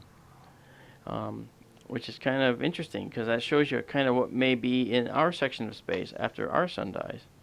Okay, so after the star exhausted all of its hydrogen fuel to make, hydrogen into helium, that we, like we see with our sun, then it ran out of that fuel and it collapsed again slightly to be able to then cause a increase in temperature in the star, and then it started probably fusing helium into carbon and other things, going down more paths. And then when it ran out of all that stuff, it began to inflate again when it started to do these things. And then when it ran out, it would shrink again, leaving these outer layers out there in space, kind of marooned. And it sort of sloughs off these outer layers. It's a very slow motion process, basically, happening over millions of years. And it could happen over millions of years, but some of these planetary nebulae are fairly young, too. So, you know, the star in the middle here, that white dwarf in the center, it was estimated that it was probably about just over half the sun's mass, maybe 60% of the sun's mass, all right? And currently, it's about 5% of the sun's diameter, and the sun is about 864,000 miles across. So obviously, it means it's around 40,000 miles across now, and you're still seeing it from, 1,400 light years away. That's pretty good. It tells you how hot and bright it can be as a white dwarf. It also tells you how much energy that these white dwarfs still put out to be able to illuminate and cause to glow these nebular clouds around them. Okay, these former shells of gas that are now surrounding them that were formerly star stuff, formerly stellar material. So that's kind of cool. Now, yeah. If that center star was where our sun is, even though it's smaller, how far would that nebula reach? Would it even reach Mercury, or are we talking? Yeah, no, we're going several light years. Pretty small. It'd be out several light years in size. Oh, really? Yeah, this is not a small nebula. I mean, it's, again, you can do the math. We can figure it out again. 1,400 light years, and it's 5 arc seconds, 5 by 8 arc seconds, arc minutes rather, in size. So it's gonna be pretty large, So that said, let's talk about that. What is that star in the center? That star that we're seeing in the center, okay? Right now, okay, it has a temperature on its surface of about 85,000 degrees Kelvin. Compare that to the 10,000 degrees at the most for our sun. All right, so 85,000 degrees is really, really high energy, and of course it has a lot of ultraviolet output, and that ultraviolet output is what excites these atoms out there to be excited in the shell gas that's around the star, and that's what ends up causing this star to basically emit once it absorbs energy and then spontaneously drops down to lower energy states, because the atoms don't want to stay up that high all the time. They want to drop, and they continue to drop, and then they absorb more light, then they drop again, they absorb more light, and it just goes on until the white dwarf cools to the point where it can no longer do that. But there's a fairly healthy stellar wind coming from that white dwarf, and it's going to cause this stuff to be fully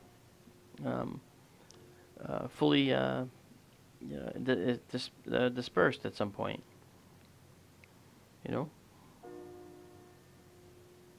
That's crazy. Yeah.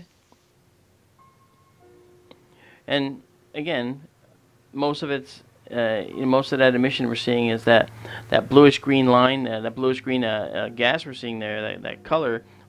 Most of it is at what's called the 500.7 nanometer line. That's the line of oxygen 3 that we've been talking about, doubly ionized oxygen. Remember, oxygen 1 is the ground state of oxygen. Oxygen 2 is singly ionized, and oxygen 3 is doubly ionized. So the doubly ionized oxygen, the greenish blue here, emits at a wavelength of 500.7 nanometers. Okay, which is 5,007 angstroms. You can go through the whole, gamut of frequencies to see. And again, we identify frequencies in nanometers because that's very convenient for us. It doesn't become an astronomical number like trying to use miles to determine the distance to Pluto or so forth. And when we use when we use light years, for instance, to determine the distance to distant galaxies, it even becomes cumbersome, and we have to go to like parsecs, which are 3.26 light years per parsec. And then when we use the larger distances even more to go to these galaxies, then we talk about kiloparsecs, thousands of parsecs, values of kiloparsecs, and megaparsecs. So we're talking like, huge distance scales here, and that's been the primary problem in astronomy, is that we just have too many variations of distance to worry about here, and so it becomes problematic to try and figure it out, doesn't it? It really does. Can you check your stream health? It seems to be buffering an awful lot in the last few minutes. Yeah, let's go affecting see. A lot of people in chat. Let's go see. And they're already ready to throw your son under the bus. Okay. Well, I'm showing green, a little yellow, and a flash of red now and then, but that's why I wanted to hold off commenting, because I thought maybe it was just me, but no, a few people are having issues. Well, I have two sons, remember. One's in graduate school, and he's probably doing research on the internet. And, Why don't just ask your Wi-Fi password? I can tell you that the son that asked me for the Wi-Fi password is now sleeping. I can see that his light is off. Or he's doing this in the dark just to really, really get me mad. Don't worry, I will find this all out. I will find this all out and figure out what's going on here. Yeah, I don't understand. I don't understand. It's because there's no clouds in the sky. Yeah. If it can't be clouds, then it has to be buffering issues. They're always out to get you. Oh. Yeah, he just responded to me. It's not me. I'm not streaming. That code was just to get the Xfinity early the offer for an early access code. I told him we're going to upgrade our service, by the way. And to all of you listening, which is however many of you, 2, 3, or 4 of you, I don't know. Mm-hmm. I don't know what we've got for... 22 at the moment. Oh, great. Well, to all of you listening, I will be upgrading my service. So we have 25 kilobits per second, and we're going to go to 100 here soon. So we will no longer have these issues. Because I'm preparing for being able to stream it in... when we can stream at 4K. We're going to do that when we can. And that's going to be the next big thing. So, not to worry. Now, let's see. I'm looking out the dome. It's just... Oh, it's so pretty out here. I just want to look up. But I can't just look up because I've got you guys watching, and I can't just do that to you. It is really nice. Oh, the colors in the Dumbbell Nebula are so pretty. We don't mind looking at this. Well, you may not mind. Okay, I'm getting a little moisture on the outside of the dome. And I have my... Let me bring my telescope down for just a moment to check out... Let me check out my... I'm going to be moving it here in a second. I'm just going to bring it down. Check the objective.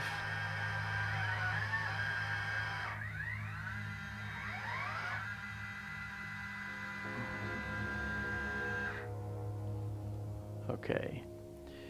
Time to get out the hairdryer. Because I did not get my dew cap on as soon as I should have. You know what? Even if it's a dry night, you always have to worry about the dew point. And the dew point is that point where water will condense out of the atmosphere. And we're at that right now. I kind of noticed it earlier because I saw that I had a issue. I'm gonna... Oh yeah.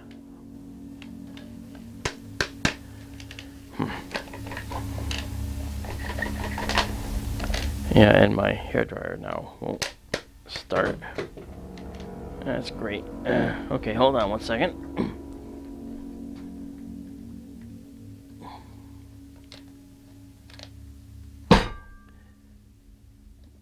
Oh, I hope that wasn't your toe against something. No, that's my hairdryer trying to get to start up. There we go. Sorry about the noise, folks. But that's what you have to tolerate to get good astronomy around here. Well, we appreciate everything you do for us. No problem. Well, maybe you do, but you know, that's They do. They wouldn't keep coming back every time you go well, that's live. true. I'm just gonna clear out my objective lens, and then I'll move the dew cap up to make it stick around a little longer. Yes, sirree. Oh yes. Come on, there we go. And now it's cleaning off. Yeah, Daryl's the sweet guy, but he says he is not sending you his hairdryer.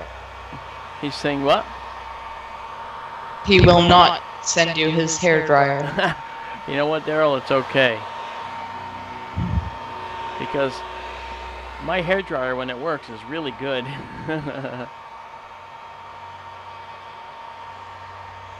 Yeah.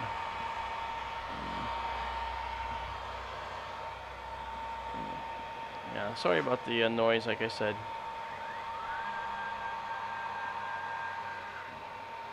Like I told you, the hairdryer is the astronomer's best friend sometimes. You know, even in the winter this can happen. That's the other thing, which is kind of crazy. But then it's frost. And that's worse. Is it even safe to leave the telescope out there over the winter? I mean... Oh, yeah. What's the lowest temperature it can be outside before it gets damaged, even being in a dome? I mean... Well, the lowest temperature is actually... to be determined, I should say. I mean, this telescope is probably pretty good to fairly low temperatures, which doesn't really answer your question. But... I do know also that this telescope is one that will be left out here. I am going to leave it out here. So I'm hopeful that there are no temperatures that are going to be too dangerous for this.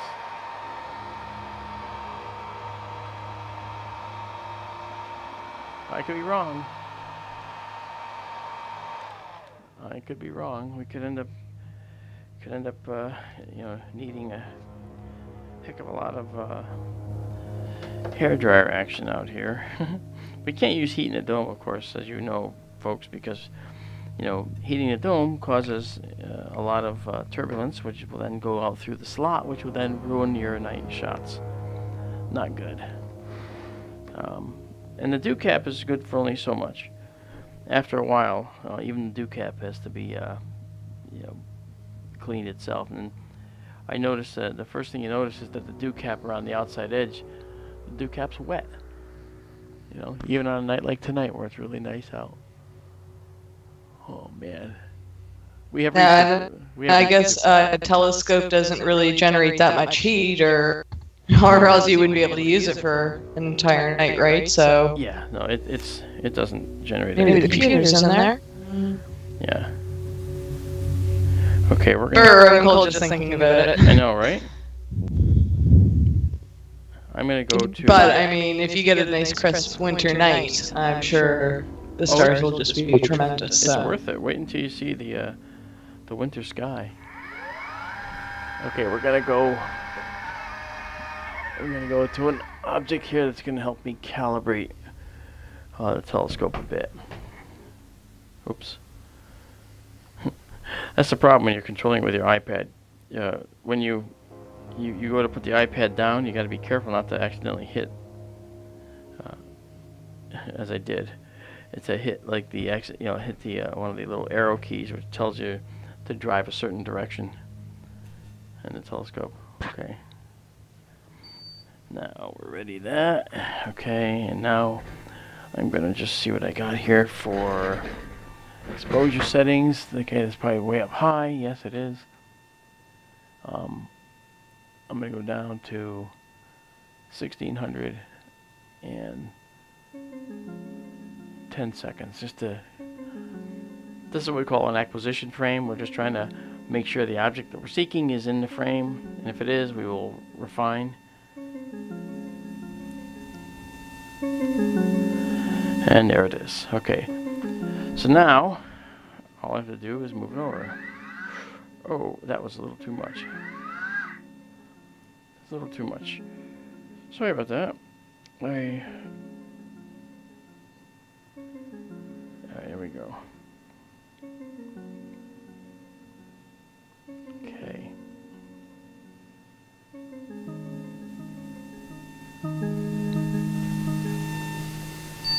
Okay.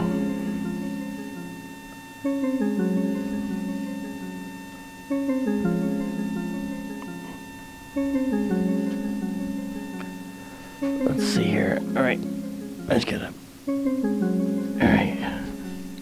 And now I can move it over.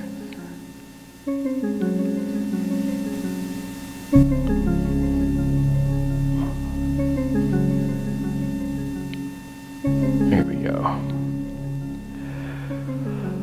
Okay, acquisition, calibration, focus. That's what I'm doing now. 15 seconds at 2000.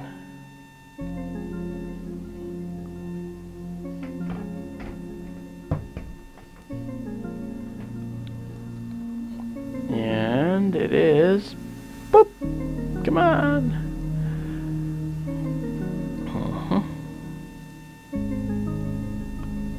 There we go. Okay. This is, again, remember, don't forget we're using the filter.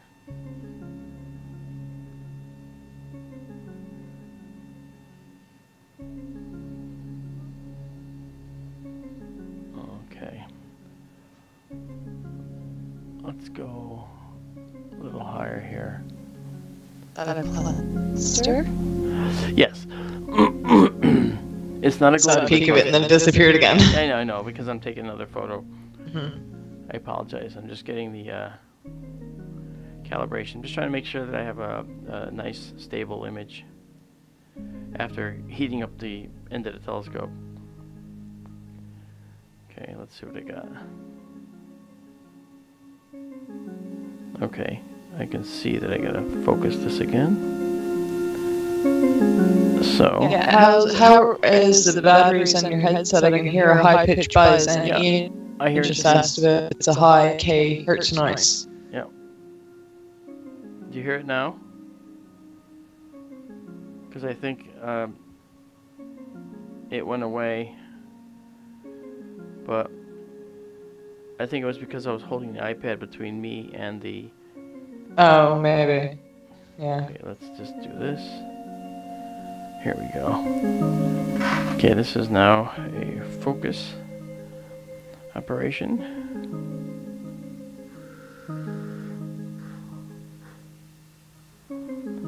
There we go. That should be critical focus. Let's find out. Shall we? 15 seconds. 15 seconds at 16. No, what do we got? 16,000. So this is fast. Now we're using the Sky Glow filter, so not the Oxygen 3 filter. Yeah, okay, see? Big difference. Okay. Alright, so we're covered. We're good here. So now let's, they have the dew cap extended, so let's do our best. I would like to now see something else.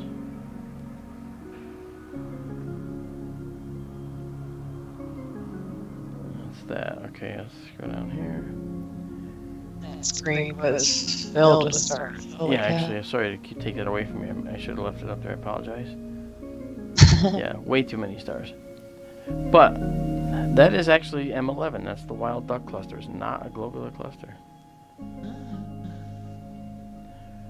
However, this illustrates something. The filter I'm using to counteract sky glow right now is what's called a 1 1/4 inch. 1.25 inch filter, and my telescope is set up for 2-inch size. So I've kind of had to go down and stop it down a bit, meaning you had to reduce the barrel size to be able to use that particular filter. And if you notice, you see a vignette. There's like the upper left and right and the lower left and right have these darker areas. That's because the filter barrel that the filter's sitting in is actually causing that problem, that vignetting. And that's what happens with these types of filters. You know, if you have a 2-inch telescope back end, then you put a 1 1/4-inch filter in there, you're going to get this kind of thing, which is really no fun. But you know what, just for my purposes, what I'd like to do is I'd like to bring this back down. Let's do 6400 in 15 seconds with 3% left on this battery. And we'll see what it looks like. This will be decent.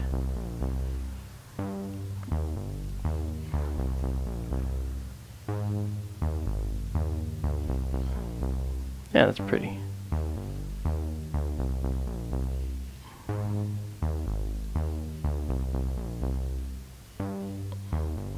Song sounds like it would be in your area. What did you say? This song sounds like it would be in Mario. Oh. Yeah, Super Mario Brothers game, like a end boss kind of dungeon. You're funny. Cool. Okay, so there we're seeing, okay, this is the wild duck cluster. Now that's a cluster of stars that actually is not a globular. It's just a compact cluster. But let's take a look at one actually that is actually a globular, but it's actually probably one of the most beautiful globulars in the sky.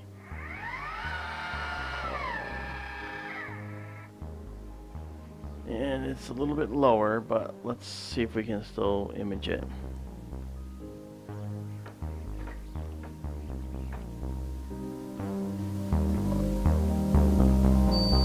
Okay, let's do an acquisition shot here. I'm gonna go to 4K video mode just to see it. Okay, there it is. It's over on the right. So I'm going to bring it over and down. Okay. This is one of the nicest globulars in the sky. This is called Mesher 22. And it's actually a very, very pretty globular. I used to look at this a lot when I was younger kid. When I was a young kid, I should say. Okay, let's go to... let's do it at 6400 for 15 seconds. Again, we're using a sky glow filter, so we should be able to get rid of the sky glow that's in there. You still may see a cast, but that cast is going to be much reduced over what it might be otherwise.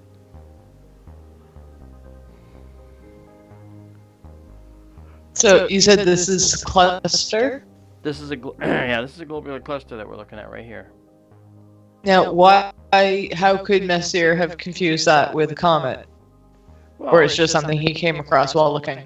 Yeah, but don't forget, jotted it down. Okay, he was looking with a telescope through an eyepiece, not taking pictures with a camera like we're doing. Okay? They didn't have that availability back then. They just had their eyepieces. You know? All the astronomical discoveries that were made with telescopes that had eyepieces and not these fancy cameras. Don't forget that the emulsion, the stuff that the actual ability to capture objects, those film emulsions were, you know, invented a long time after many of these discoveries were made. So that wasn't available back then. Don't forget. You know. So they wouldn't see the haze through the eyepiece, or yeah, they wouldn't view it all together. They would think it was like individual stars, and not realize, or no, they might. I'm not sure. They might not actually see these as individual stars. See, the image is kind of rough because it's so low to the horizon. But you can notice that there's stars of different colors in there. So now these globular clusters, by the way, they are the halo objects. These guys, move around and circle, orbit the galaxy, but they go through the galactic plane, and when they do, they may pick up stars along the way, and if they do, they may carry them back out with them. So some of these stars in the field of view that you see here, maybe some of those are maybe background stars, foreground stars, and the nebula is that much farther, the cluster is that much farther away, because it's actually 10,000 light years away. All right. However, it could also be that we're looking at stars that were picked up by the cluster as it came through the plane of the galaxy.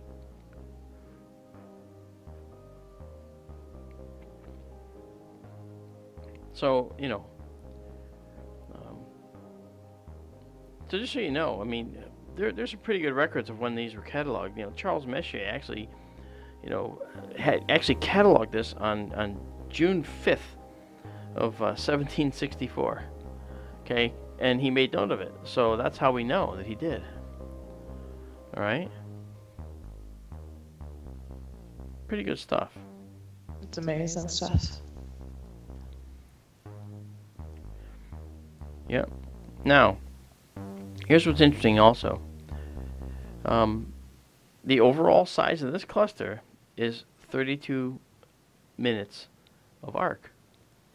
And what do you know that's 30 minutes of arc in size?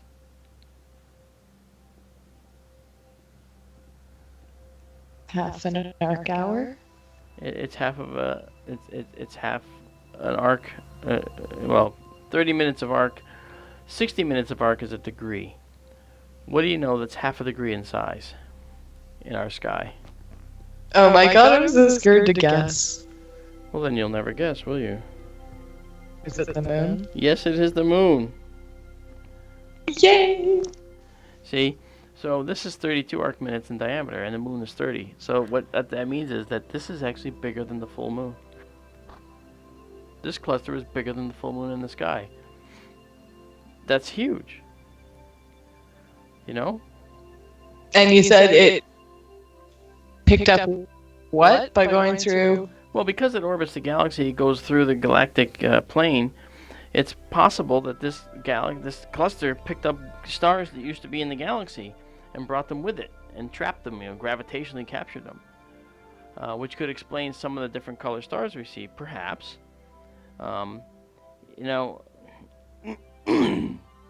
What's also interesting is that M22, this is Messier 22, as I said, it's like I said, it's 10,000 light years away, and it's actually one of the nearest globular clusters we know. That makes sense as to why it's so large in our sky. And as I'm looking at it here on the screen, there's a few other things I want to mention. You can't really tell, but actually this particular globular is actually a little bit elliptical in its shape. It's a little bit elongated. Maybe it was warped as it went through the galactic plane, in its orbit of the galaxy. But it has 500,000 stars in it. So this is not a small cluster. It's fairly big, and it has like 500,000 stars, and they're all fairly bright. So that's pretty impressive, I think. Probably all born around the same time, except for those that it might have picked up.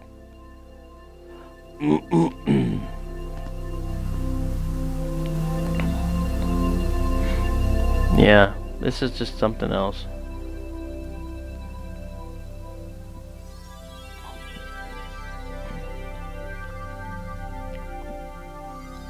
Currently, in its motion, it's actually heading away from us, and it's actually moving away from us at about 150 kilometers a second. As it's orbiting the galactic plane. you know, from above. And it's actually a very it's interesting because, you know, there's possibilities. Remember, I talked to you about how these are some of the oldest stars in the galaxy, back when there weren't a lot of metals. And metals, remember, are anything other than hydrogen and helium in our universe. And to us astronomers, we're crazy that way. So really, there's no planetary building supplies, so forth. However, what's interesting is that the Hubble Space Telescope, you know, looking at this galactic cluster, has discovered that maybe there's some planet-sized objects which are actually kind of floating through the globular cluster, not even, you know, part of it, but kind of floating through it. And you know, you might say, well, how could you possibly see that?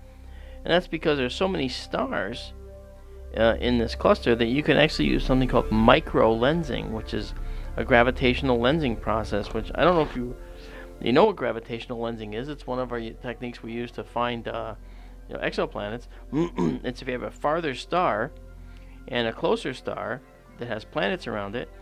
The closer star with planets around it, as those planets orbit, they might distort the light of the farther star. Well, this is a globular cluster with many, many stars, you know, that are beyond other stars.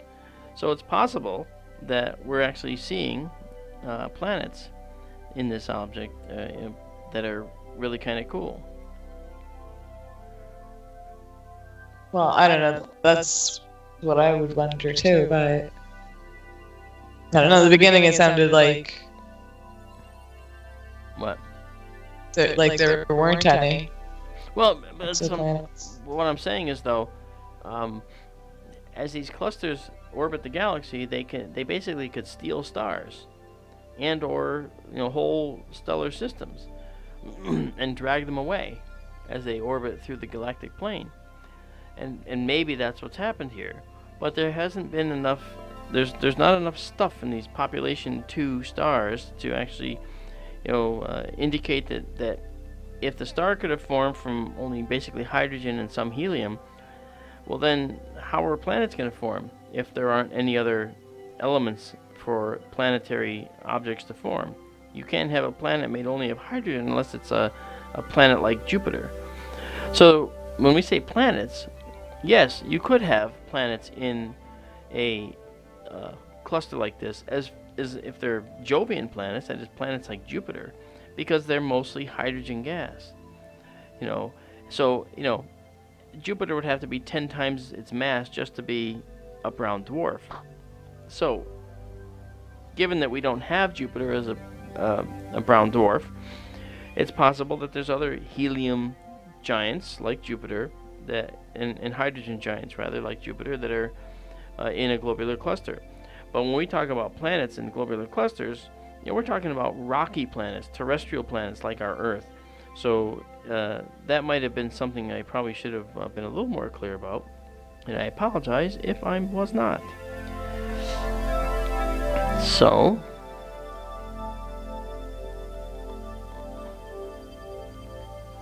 Mr. So did you guys have fun the other night when we went to all these different nebulae and so forth? We're not going to do that. We can't do that tonight, only because of the fact that we're getting some dew in here already, and it just bothers me that we get dew. I can't stand that. Wait till I'm in Arizona, homie, gosh, there's not going to be any dew, and we're gonna end up having, oh gosh, all night sessions. I can tell you that without a doubt. All right, let's go to everybody's favorite. Everybody's favorite.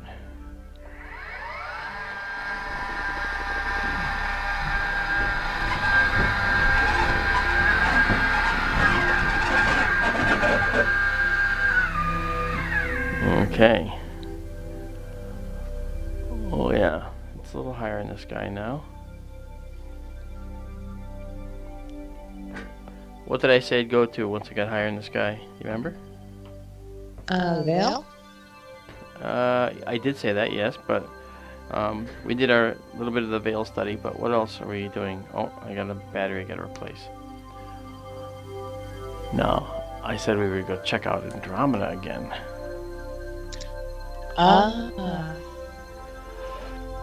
And that's exactly what we're gonna do. We just gotta get us a little bit of... I remember to put on my... I got a real neat setup now. I've got my I got my headlamp on. I've got the ear. Well, I got the one-sided earpiece for the microphone because it broke again tonight. And then I also have. Let's see. Okay. I also have the headset. You cap in one side, hand, and hair dryer in the other. Yeah, well, the hair dryer is sitting right here on the pier, but we're not going to have much time left. Let's go. Let's see. 8 seconds at 12,800. Let's see what we get. This is just a acquisition image, so I could use the 4K video too, but oh, look at that.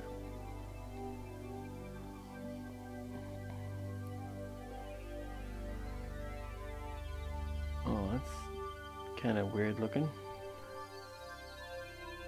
I'm wondering if I'm already dewed up again. I'll tell you in a second. Let's go up to 51,200 for 8 seconds.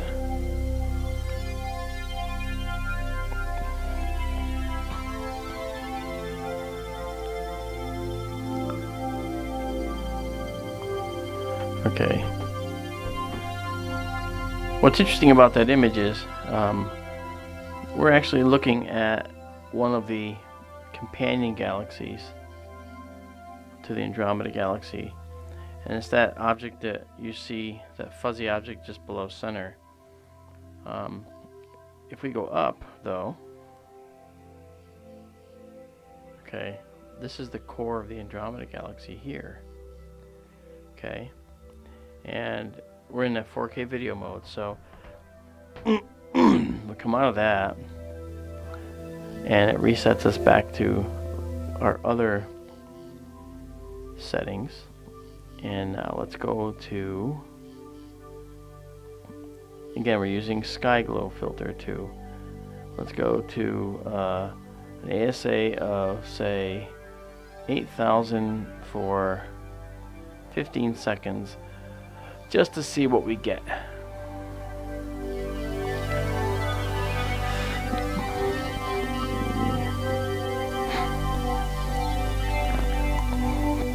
I think it's neat that you guys are all in the observatory with me. You know, I'm the only one that has to freeze, though. Oh, that's really pretty. Oh, we appreciate it. Oh no, I'm not looking for that kind of praise or anything. I'm just saying that. You know, okay, 12,800 for 20 seconds. I just like doing this. Oh, man. And you're kind enough to share it with us, and now you have friends to keep you company and keep you on your toes with all these great questions coming in, and oh yeah, no, I how fast you can respond to requests. Yeah. Ooh, wow, this is pretty. I'll do a couple of those.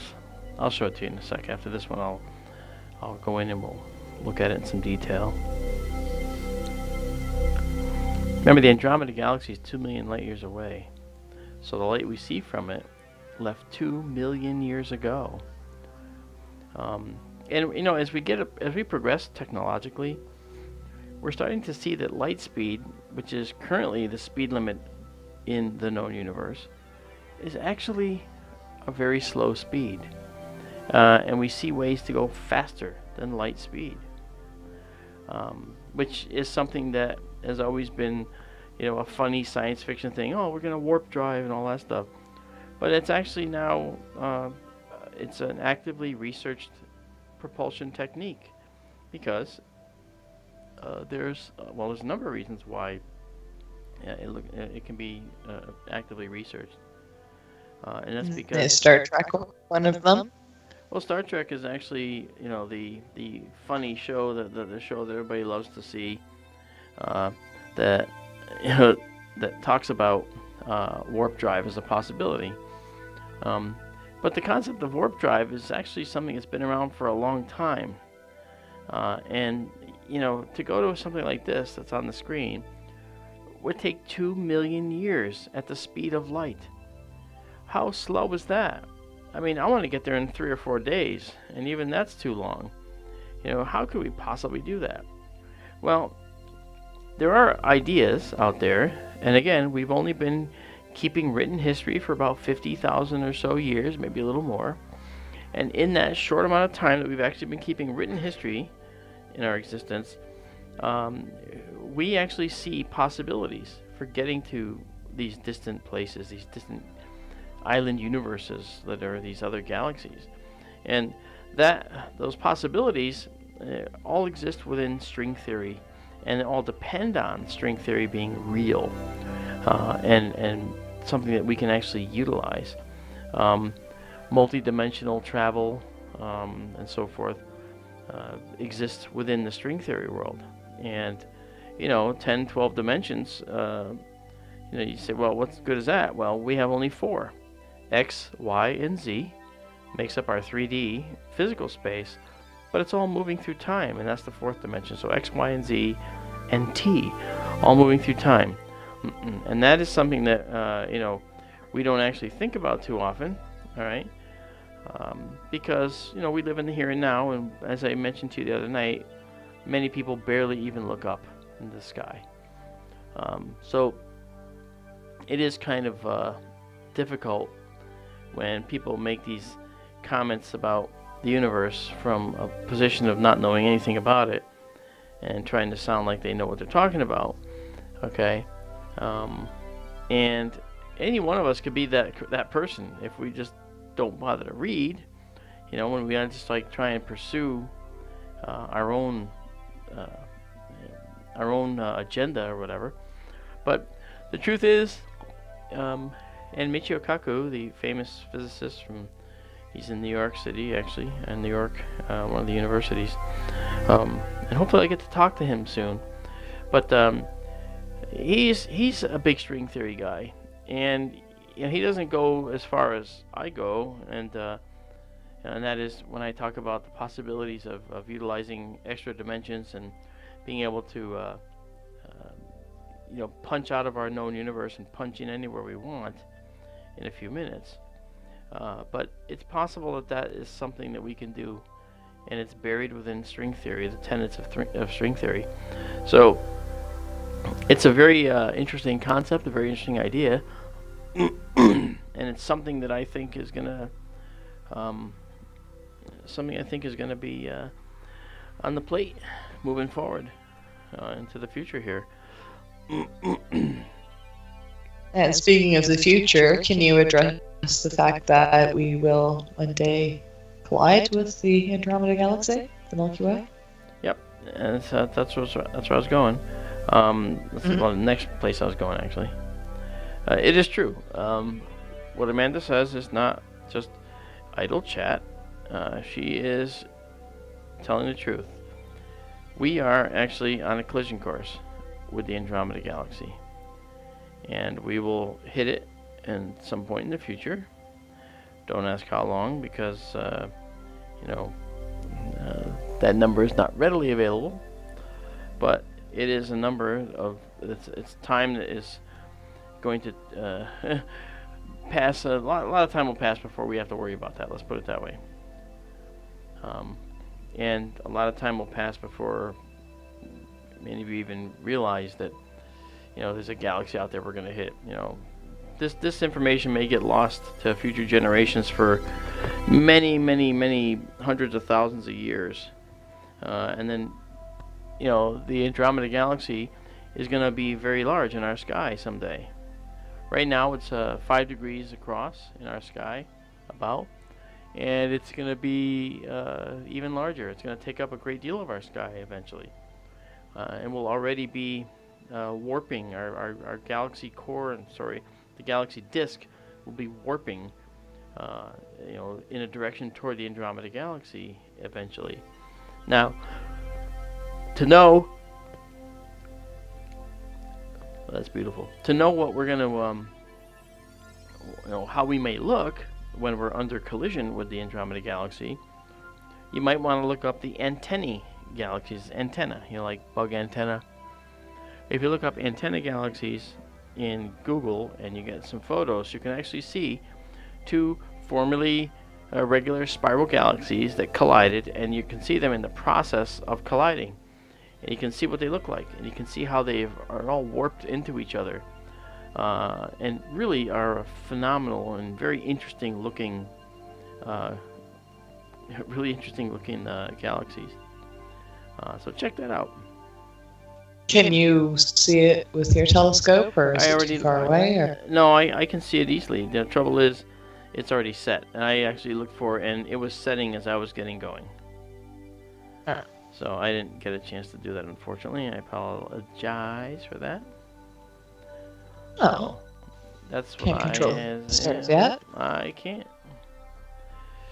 So, here is the Andromeda Galaxy. Why does it look blue? It looks blue because I'm using the SkyGlow filter, which is extracting the light pollution.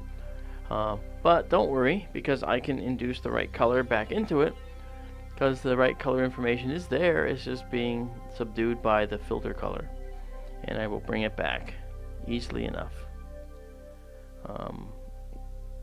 Now, before we go tonight, I want to go to one other place. Okay, we actually do have another question. It's kind of an odd one. That's okay. You ready? Yeah. Okay, Ronald wants to know. Okay. Which would be the ideal Earth destruction? The sun dying, colliding with Andromeda, or getting hit by a giant asteroid? Okay, the ideal Earth destruction scenario, I guess. Oh. Well, Earth getting hit by an asteroid by far, because we would not be able to survive that in an immediate hit. But we would be able to survive colliding with the Andromeda Galaxy with no problem. In fact, we might not even ever know that we collided with it, because it's not going to destroy stars and blow things up. There's not going to be massive stellar collisions. They just sort of blend and pass through each other, and then you get gravitational interactions over millions of years that just change the look of the galaxy. By the way, this is a little cluster I just steered to. It's a little tiny cluster, which is really neat. And it's known. When you say little, how little? Well, as far as its distance from us, okay, this is Messier 52. All right, and this little cluster. Let me just get. All right. My database deselected it. Okay, it's an open cluster in Cassiopeia that you can see, obviously, and it's always up, because it's always it's a circumpolar, meaning it's close enough to the pole so that it goes around the pole over and over and over, never sets. This is 4,600 light years away. Okay, and it's 4,600 light years away, and it's 15 arc minutes across. So you can figure how many light years that makes it, if you wish, using our small angle equation that we did last time and figured out. But this this cluster is actually just a brilliant little gem, and this is an area of Cassiopeia where there's an awful lot of stars, which is beautiful. Again, but this is M52, All right. And I thought you'd like to see that. And now let's let me see if I can. Let me see if I can look at this nebula now. There's a nebula right near here that may not show up too well, but I'm going to look for it anyway. This is a nebula that's 2,700 light years away, and let's see if we can catch it this time. I can't remember if I was using it with the I'll do 15 seconds at 12,800. I can't remember if we were looking at this with the Oxygen 3 filter or if we were looking at it with the SkyGlow filter, but we're going to look at it with the SkyGlow filter now and see if it actually shows up. It may have been, it may show up, might have shown up. Not sure. It's called the cave. And I'm not sure if it's actually there or not. I don't remember going to anything called the cave earlier. No, we didn't. Oh, I thought you said we were just either at the oxygen filter or... Yeah, this is before I streamed. Before I went live streaming. Oh. Okay. Yeah. Okay, let's do one more shot here of this. See if I could pick it up. If I can't, I can't. It is kind of in a little bit of the murk.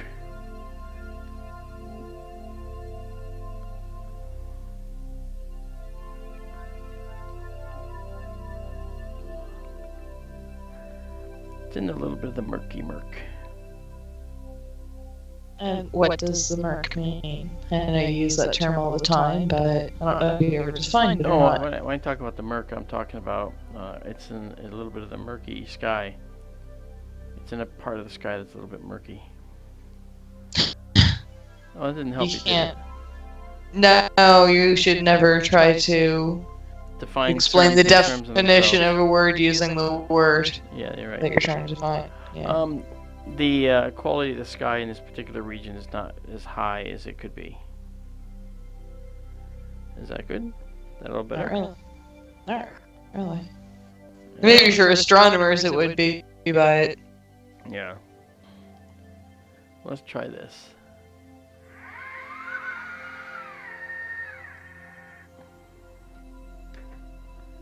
I'm trying another object. See if this is in any better condition. I might be suffering from a dew problem again. Let's find out, shall we? Let's find out. I'm gonna go and do a 25,615 second exposure. And let's see what we get.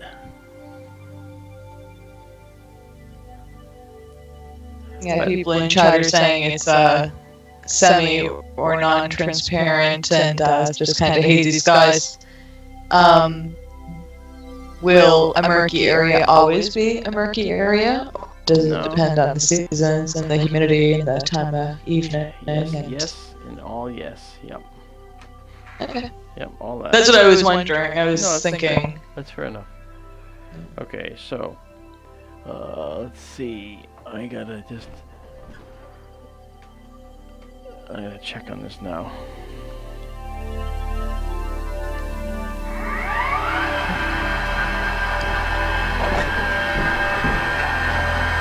Alright. I'm just checking on the telescope again to see what we got for dew contingent. Doesn't seem that bad. Oh, it's somewhat bad. Sorry about the light. Alright, let me just, sorry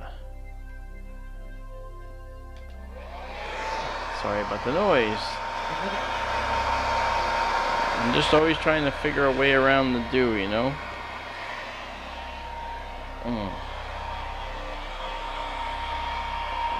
Oh, sorry, I did it again.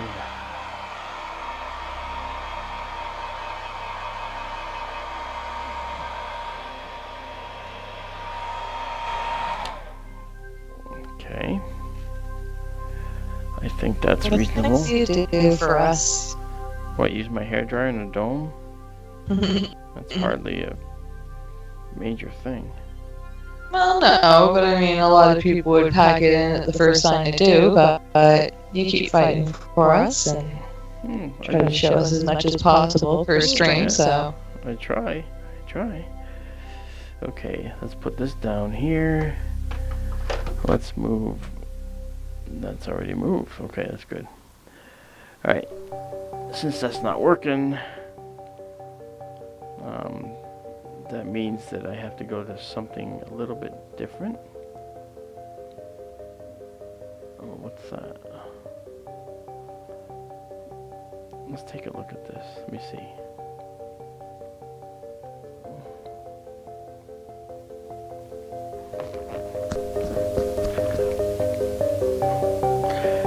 Yeah, today was a crazy day because just as I came out here, I put on my... I have a microphone that goes over the top of my head, and when I was actually setting it up, I put it up on my head, and the other night when I did that, it broke. So I went and repaired it in my shop, and then I went to do it again today, and it broke again in a different place. So it's like the thing was really cheaply made, you know, the headset part. It's not even a headset, it's just it goes over your ears and it's a microphone only. So I kind of jury-rigged something temporarily, and it's reasonably successful, but I can't say that it's going to be perfect. So sounds nice and clear and that's good, because consistent, and it didn't have to be, that's for sure. Alright, let's see this, and let's see about this one again. Yeah, come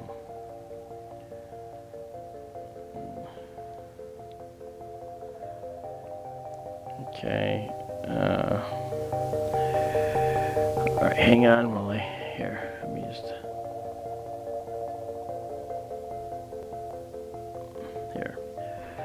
I'll bring up the Andromeda Galaxy, and you can look at that for a few seconds while I figure out where I want to go here. okay. I'm trying to go someplace that will make sense to go to, considering all the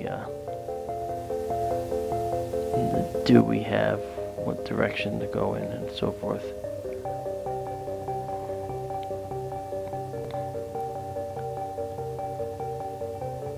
That's a gorgeous picture. It is pretty, and that's actually at a fairly high sensitivity, so it's a little bit noisy, but it's okay. So I love the color. I like the kind of shape of the light that it's making. If that sentence made sense, I don't think it did. I get what you're saying. You've got that dark lane in there, which is kind of really interesting. Like, it looks like, I don't know, a path, a door you can walk through and end up in a totally different universe. Like, it looks so bright and so, I don't know, opposite to everything around it. Like, not opposite, but, I don't know, never mind. Well, when in fact it's you know, billions of stars, where in the central core there's probably, you know, hundreds of millions of stars, and in the hundreds of millions of stars, it's going to be extremely dense, and you know, the prevailing theory, which may not be true, but I think there's enough evidence to indicate it's true, is the prevailing theory is that we're probably looking at a possibility of a big, massive black hole in every one of these galaxies, which is really an interesting thought when you think about it. Because I think that's really impressive. Very impressive. There might be a black hole in every galaxy? Yeah, in the center of every galaxy? Yeah, there might be black holes which actually make them, or create them. So that's a very strong possibility. Where would ours be? In the center of our galaxy.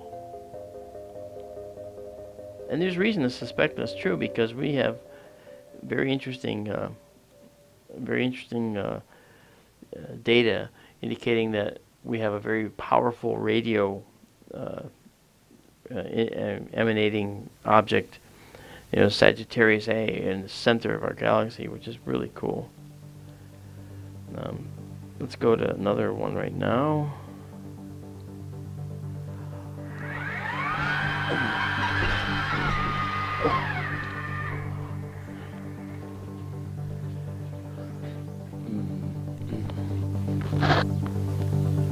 Okay, this will be interesting.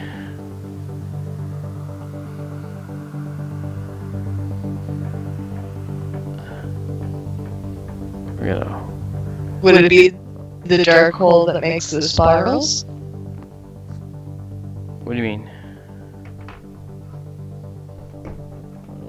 Like, in the Milky Way, for example, don't we have little spiraling arms? We do. We have spiral arms in our galaxy. So there would be a black hole in the middle of the three arms? It'd be right in the center of our galaxy. Wow. I never saw this before. Oh, this is going to be cool. Because I can see the whole thing. This is pretty cool. Oh, shit. Sorry, I just, I messed us up again. But it's okay. This is neat.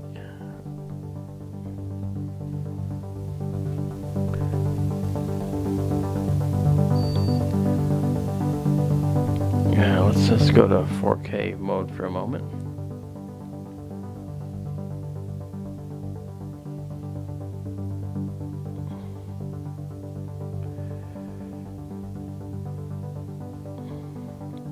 And Ronald wants to know, did they observe a supernova in Andromeda?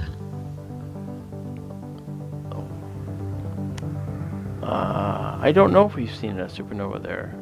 I think, I kind of remember that though. I sort of remember a supernova being seen in the Andromeda galaxy at one point, but I could be wrong about that. We've seen a supernova in a lot of galaxies, but I don't remember Andromeda's, if it was there. I don't. Now I'm at 25,600 for 15 seconds. I'm going to knock down this to, say, 12,800 and go up. But before I do that, alright, I'm going to go up to 30 seconds on this. But before I do that, I want to show you this. Do you see this very faint ring? Very, very large ring. Almost looks like it could be an optical artifact. I did before the star went black, actually. I was wondering. Well, and I thought maybe... Yeah, okay, it's big now. It's back now. Okay. Yeah, I was thinking maybe your pitch didn't turn out how you wanted. Right, that's what you might think. This is actually the Helix. This is the Helix Nebula, NGC 7293 in Aquarius. It's a very big planetary, okay, and it's actually 790 light years away, and it's 14 by 12 arc minutes in size. So that's actually you know, substantial in size. You know, so it's also out there quite a few light years in diameter itself. And to be honest, I'm going to tell you this right now. It's a low surface brightness object, but as such, it is an object that is long sought after, and people love to take photos of it. So I'm going to try. And I'm doing 30 seconds at 12,800. This might be too much, might be too little. We'll see. I'm going to get the right balance, and then we're going to take a sequence of photos. Now, this is with the Sky Glow filter. With the O3 filter, with the Oxygen 3 filter, we would be seeing the inner ring of the helix very brightly. Okay. That's what I was wondering. Would it just be the same color and just look brighter, or would it be like more bluey? It'd be more bluey, so to speak. You'd see it more blue, but the outer areas might be lost.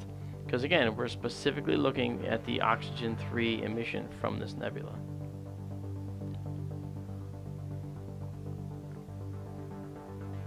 Yeah, I think that would be nice too. So that looked pretty good, and I'm just gonna, I mean, again, like I said, I can subtract out the sky cast and that sky glow that you see very, very easily, and I will do that. And that'll leave us the other information. Now, if you notice when we look at this, okay, that little blue thing in the center, that's the central star. Also notice that this isn't even a well-guided shot. Something happened to the photo, so I'm going to have to shoot it again. It wasn't the stars were not perfectly round. They were actually dashes, which means that something wasn't quite right, or it wasn't quite lined up. And I'll make sure I know before I do this again. So, sorry, what were you saying about the blue star? I'll show you. If this comes back and it's a good exposure, there was a little bit of drift in the image, and I may have bumped the telescope slightly. Let's see how this looks.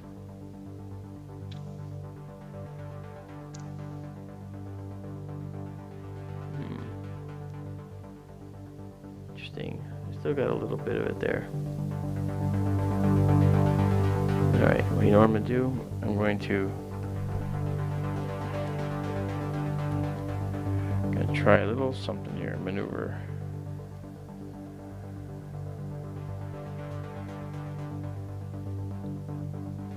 Okay. I just did a little maneuver to try and get this. I am doing 30 seconds, so that is, I'm going to go to 16,000 now. Let me try that.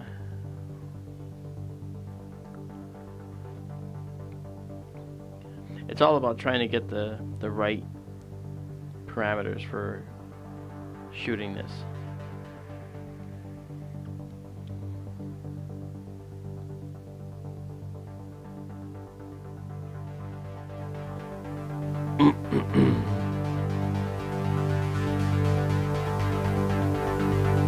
It's kind of testing discoveries, right? What was that? These kind of tests Yes. are how discoveries are made. That's right. These are all tests too. Okay. See. I mean, I'm sure all the photos you take are going to be helpful in some way. Yeah, they are. What I'm going to do is I can actually, here's the interesting thing. If the stars are slightly elongated, I can fix that. I have a tool that will actually basically heal these bad stars and repair them. Wow. Yeah, but again, if I was doing real research, this is a no-no. I wouldn't do that at all. I would actually just make sure that I have perfectly guided views of the stars. and not ever have to worry about, the stars ever being elongated like this. This just happens to be a case where they are for whatever reason. But you know what? I gotta tell you, in all my years I've known about the helix for many, many years, decades actually, I've never once seen it until tonight. So you guys are seeing this for the first time with me. I've never seen the helix before. So this is pretty cool. Yeah, I've never seen it before. I mean, I've seen it in books, obviously, but I've never seen it in a live view like this, ever. And the reason is because it was out of reach. We could never see a live view such as this, ever, in the past. And here we are, with a live view. And we look at this and we say, wow, this is pretty cool. But the fact is, this live view we're seeing is a matter of fact to all of you. But to me, this is practically a miracle, because we had never had this availability before until these types of cameras came out.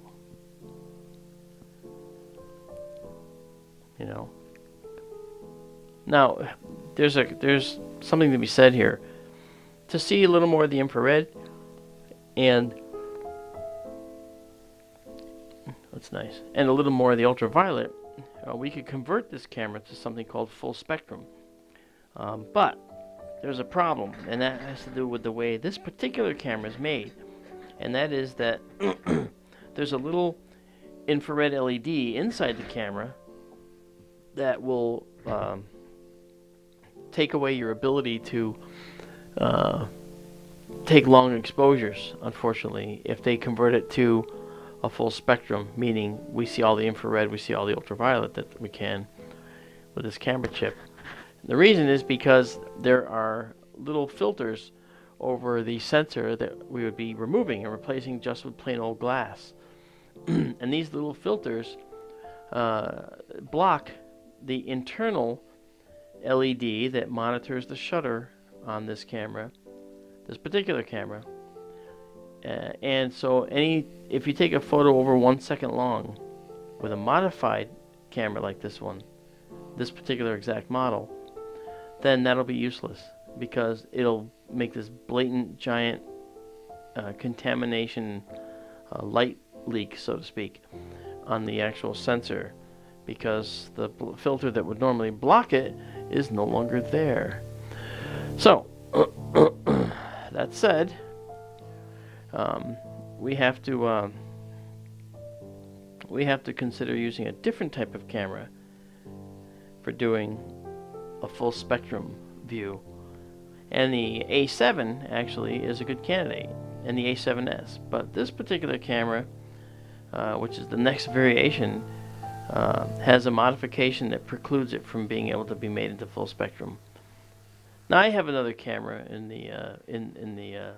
my shop closet, which I've used often, and I've converted that to full spectrum myself. I actually opened the camera up and I removed these blocking filters, and the camera has been able to deliver beautiful spectra.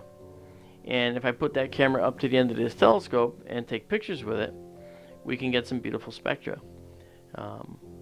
We don't need to have a highly sensitive camera, because we can do a time exposure with no problem. The problem is, I like to do things quickly, especially for all of you in the stream watching. You don't want to wait 3 minutes for an exposure to be done.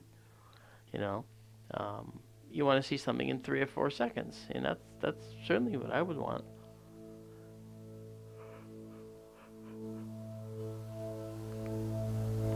So that said, so I'm taking a bunch of pictures of the helix right now in Aquarius, and you can see it. The helix has an outer area that's actually red. Okay, you're seeing a lot of red H2 emission. That's ionized hydrogen. And then the inside area of this helix, which we'll see momentarily, and I'll freeze for a minute so we can see it once it comes back. Alright, so this this central area here, which is sort of bluish, that's actually the O3 region.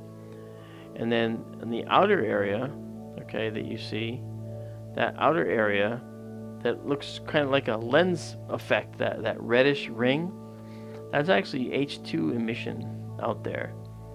And this is all generated by that central star, which you can see right in here. Right there, you can see the central star. There's one to its left, but that's not it. But that central star is the progenitor star, that is the star that caused this whole nebula. So it's pretty cool. And I can see that because this is a noisy shot. Again, this planetary is very dim. It's not very bright. Think of it as like the Ring Nebula, but much closer. All right. Well, I should say much bigger. All right. When we go back to the, I won't go back, but when we think about the Ring Nebula, okay, and I'm gonna take some more photos of this, by the way. When we think about the Ring Nebula, let's consider that this is 790 light years away, okay, and let's consider now what it looks like. It looks like a big ring, doesn't it? Well, let's also consider how far away the actual Ring Nebula is.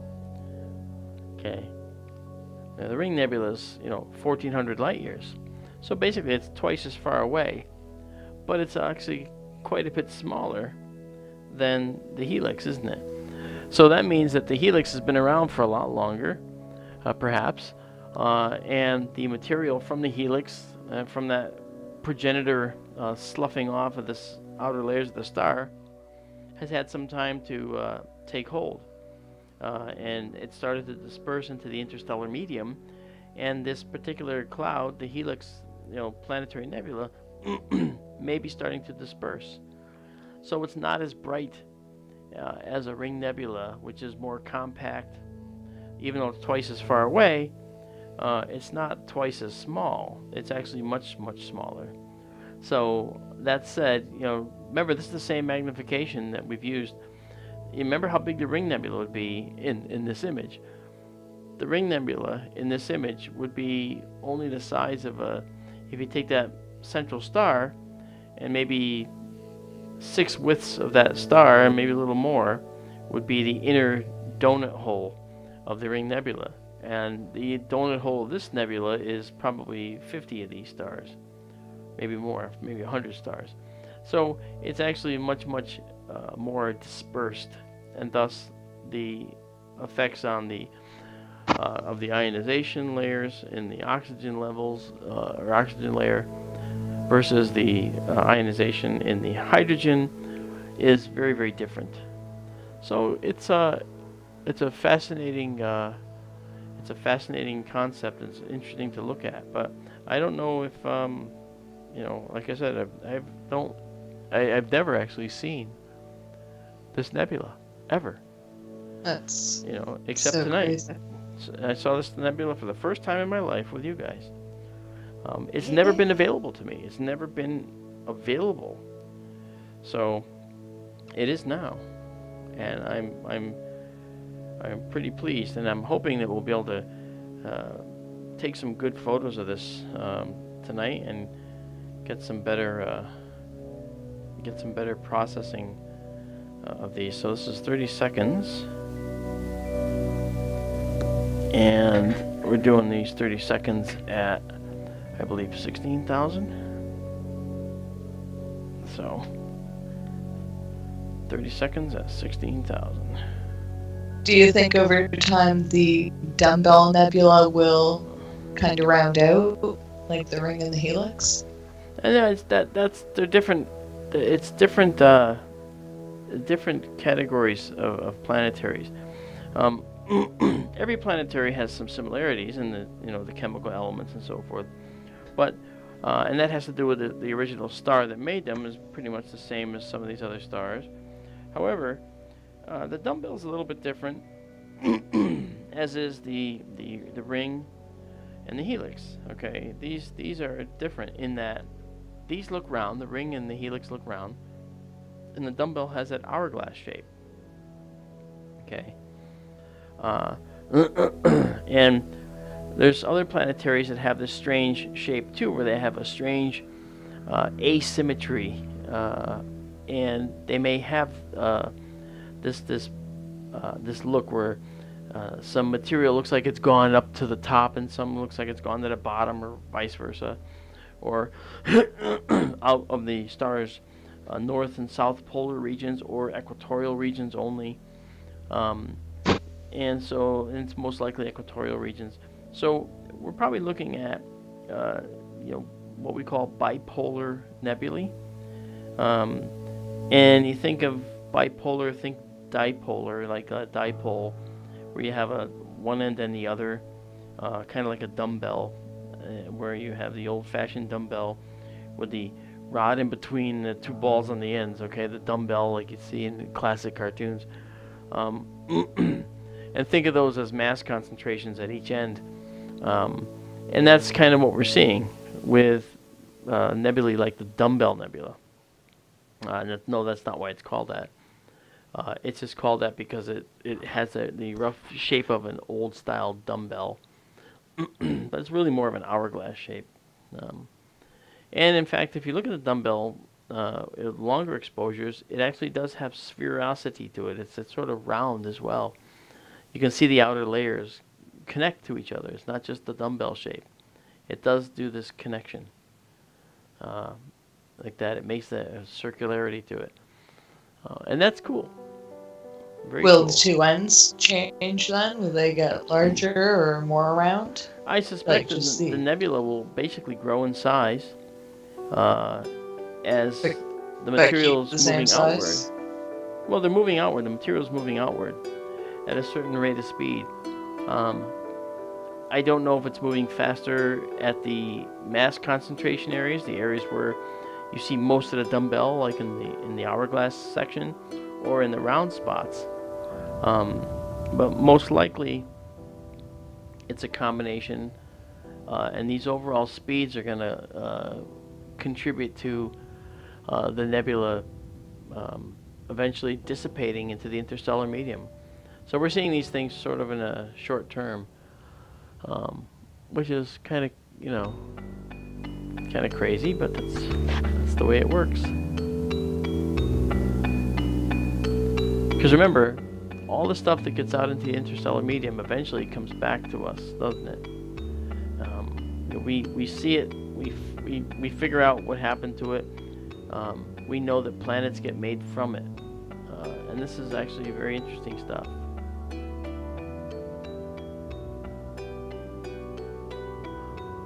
Very cool, yeah.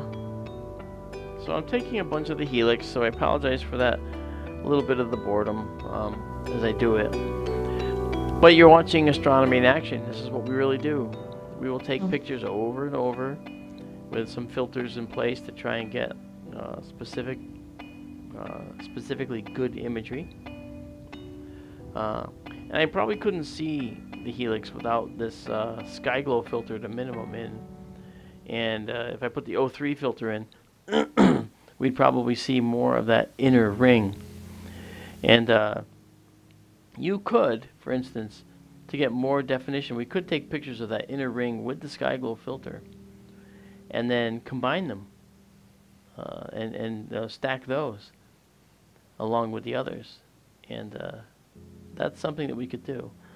And that's a process that we'll get into, actually.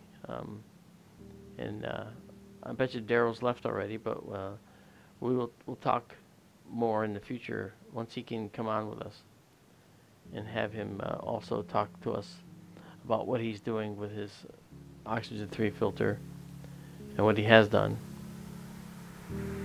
It's a very nice filter. What'd you say? No, I said definitely, yeah. Okay. He has a headset and everything on Skype says his mic is working, but yet we can't hear him, so... Yeah, right. I'm sure something simple, something... Maybe.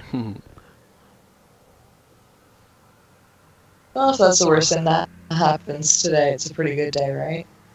Yeah, yeah, for sure. Speaking of that, do you have anything for everybody on this date in space history? I did not, but I can take a peek. I'm sorry. And if you have any questions, let me know. I can't see the chat at the moment, but Amanda's doing a good job of multitasking. She has two eyes, so she can look with one eye on the chat and one eye at her this point in NASA history. So, and she has two Well, ears. it's not even NASA history, just space history in general. So, Okay. seeing a lot of people born, but no names that are really jumping out at me. So August 24th now, because it's 1:45 for me.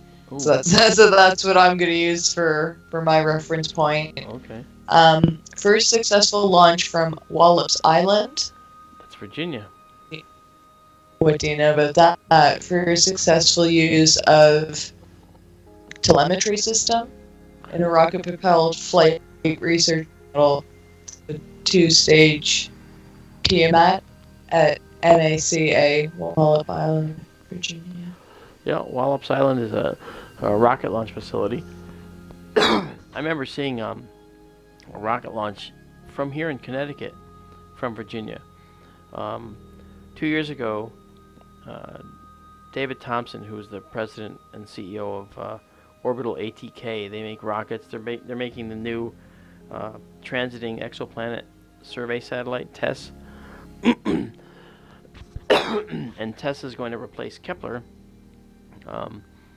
And he built a rocket that his company built a rocket that was. Hang on, I gotta get rid of a thing.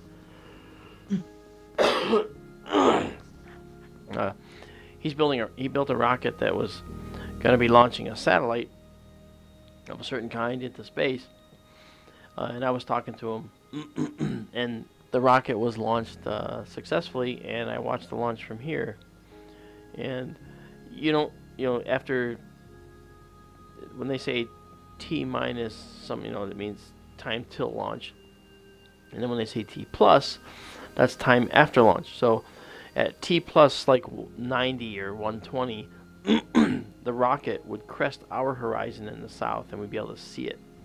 And at T plus, I think it was 120, there it went. There you could see the rocket. It was a brilliant, unearthly, orange-yellow glow rising into the sky, and it was just the coolest thing. And that was from all the way in Virginia to Connecticut. We saw the rocket launch, and I've seen them before. And one of the ones that I saw a sounding rocket which was sent up from Wallops Island, and it launched into the upper stratosphere, and it proceeded to generate auroras because of the way it was interacting with the upper electrical fields in the upper atmosphere. And it was the neatest thing in the world to actually watch these auroras being made. So it's really cool. But Sounds cool. yeah, and I'm noticing I'm getting dew on my telescope again, and I really can't fight it any more than this. So, I think we're done for tonight. Any requests before I go and shut down? Okay. If not, I will be shutting down because I need to get my scope back to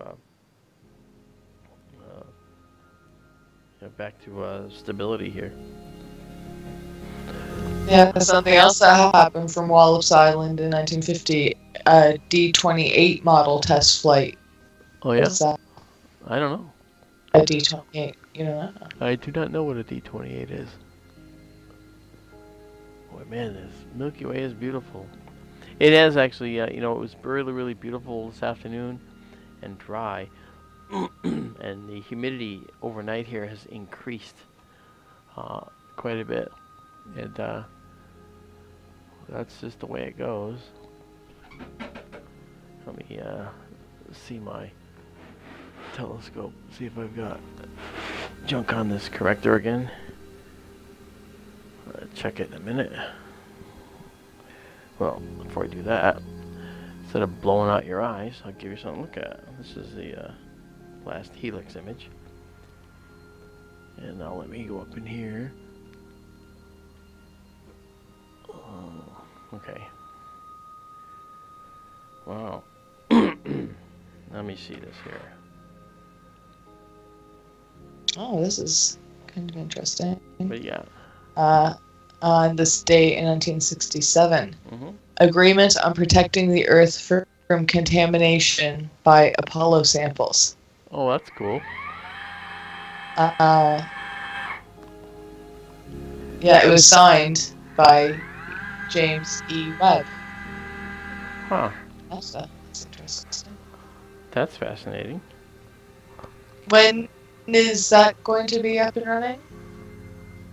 What's that? The James Webb Telescope? Oh, the James Webb. The James Webb Telescope? Yeah, that's going to be up and running next year. Oh, just 2018. We don't know. 2018, it's going to get launched. It was actually going to get launched in 2017, but they ran into some delays.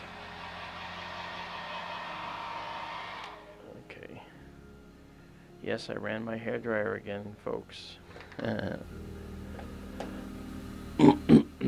Okay. I can shut off my upper light. Ronald wants to know what kind of star the Crab Nebula was. You know, that's a good question.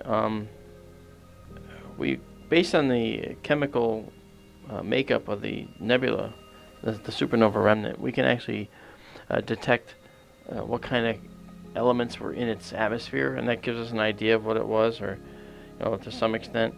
But I don't know offhand what kind it was, but I can find out, because that's something that it's always fascinated me too. Is like the origin of the crab. And we're actually going to see the crab with this telescope and actually take some beautiful photographs of it. As you can imagine, we will. Now, let's see. I'd like to see all the constellations tonight. Well, constellations are big, and the telescope can't see them. But we could use it. We could do that with piggyback mounting. You know that? We could piggyback mount this, and then that would be pretty good. The camera, put it mounted on the back of the telescope. That would work. Don't you think? Yeah. Sounds like a good idea. Yep, it'll work. Yeah.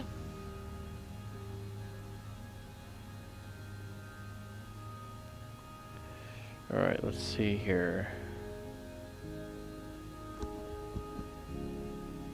Okay. Let's try this one.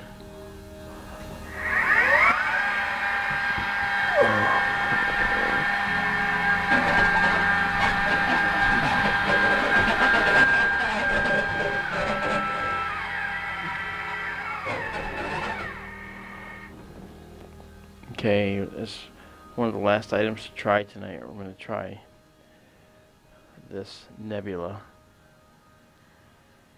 The moisture is increased tremendously, but we're going to try this nebula. It's called the Heart Nebula. I'm not sure if we'll be able to see it, but it's 6,200 light years away. It's fairly extended, but let's see what we can get by. First of all, let's see if we can do an acquisition frame here. 13 seconds at 16,000. Let's see if we can actually get it. This one is not really in the murk, so we should be able to see something. But it depends, because we are knocking out some of the reds. Let me see that again.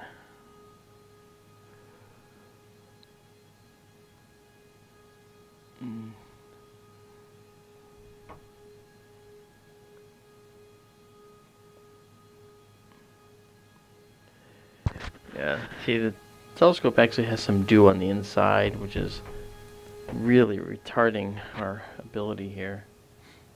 It's taking it all, the possibility of doing this like right out of our capability. If I just jump up to say 40,000 and do 15 seconds at 40,000, let's see what we can see. And if we can't see anything, then we're gonna have to call it for tonight, because I can't take out the dew on the inside of the instrument.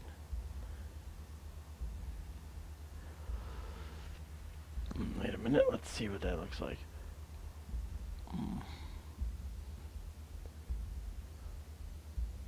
Yeah, okay.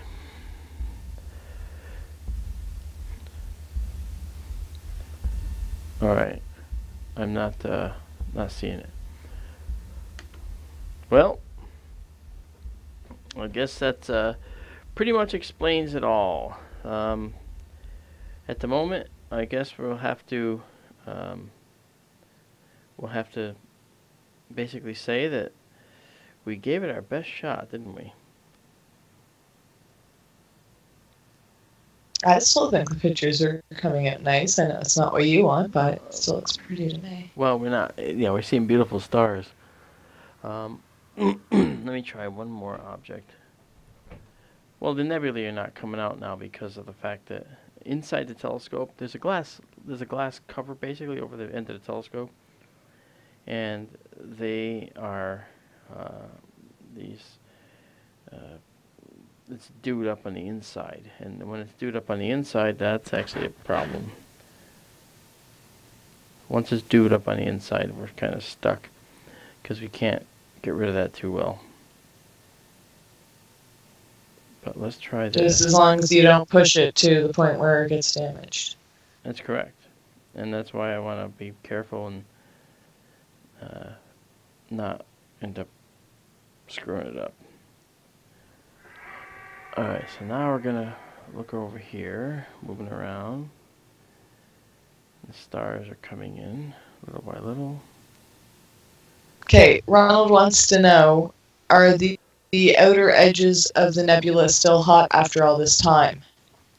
But not really, because they're red, right? Red means cold. Well, the red, yeah, the red is actually, the red doesn't mean cold per se. Wow. Cooler than the blue. Sorry, my telescope moved very quickly by accident. Okay, we're almost there. Okay.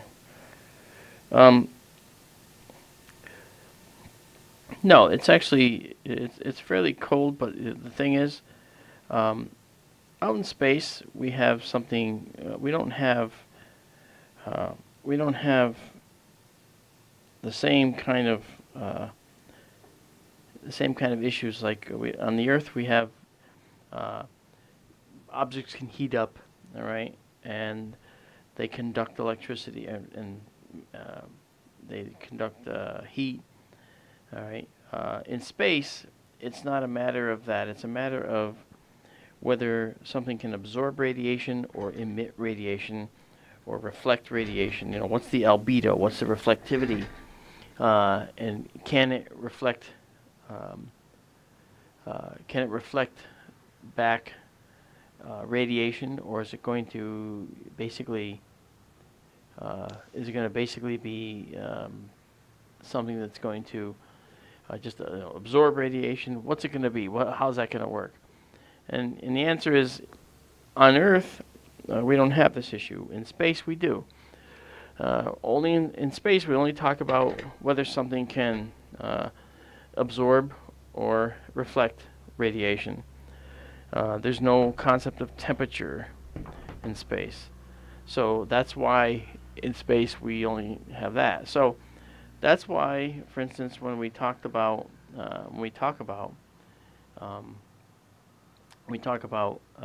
temperature in space, it's always sort of a difficult call. It's a strange concept because there is no temperature in space.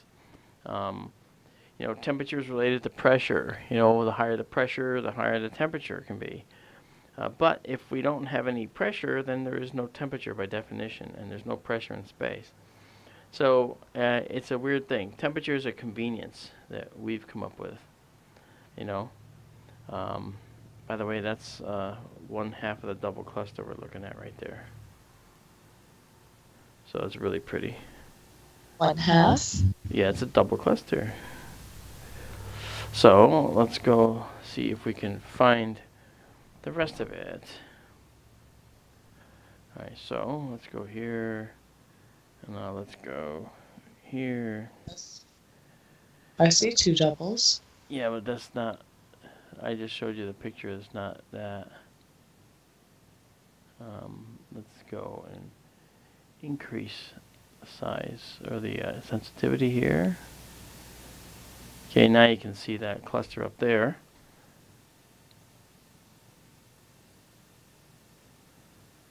Okay. And then let's see here.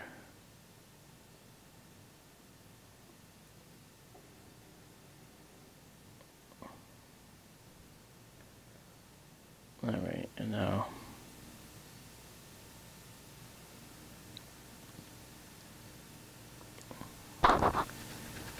and here is the other one. Now you see them both. Follow? See what I mean? I'm just waiting for it to catch up. Oh yeah, of course, duh. Sorry. Alright, and now let me just do a say 6400 for 13 seconds. Why not? Let's see what we get.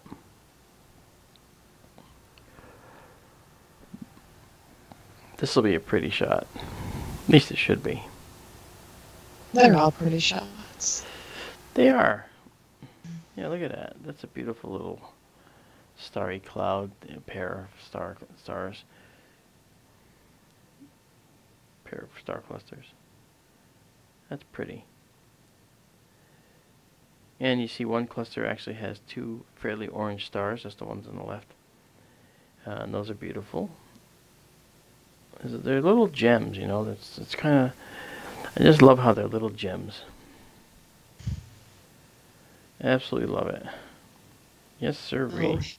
Hidden treats that most of the world doesn't even know about. I know, huh? And I just love it. Just love it.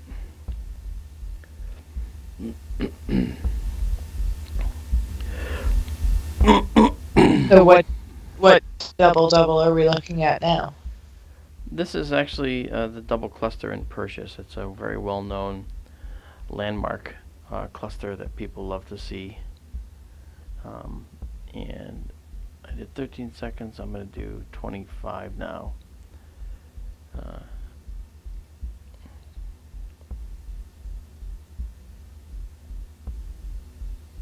And this will be the last object for tonight, folks. Because I am going to have to do some more cleanup work in here and then shut down. I'm getting cold and it's damp air now is coming in, so because I've got the slot facing the north and it's coming in. Wow, that's pretty. We'll see in a second. That's just something else. There's a slight blue cast because of the filter we're using, but I can remove that cast. And of course, the inset at the bottom is just the observatory video, and that doesn't affect the imagery. You can see those orange stars very nicely now.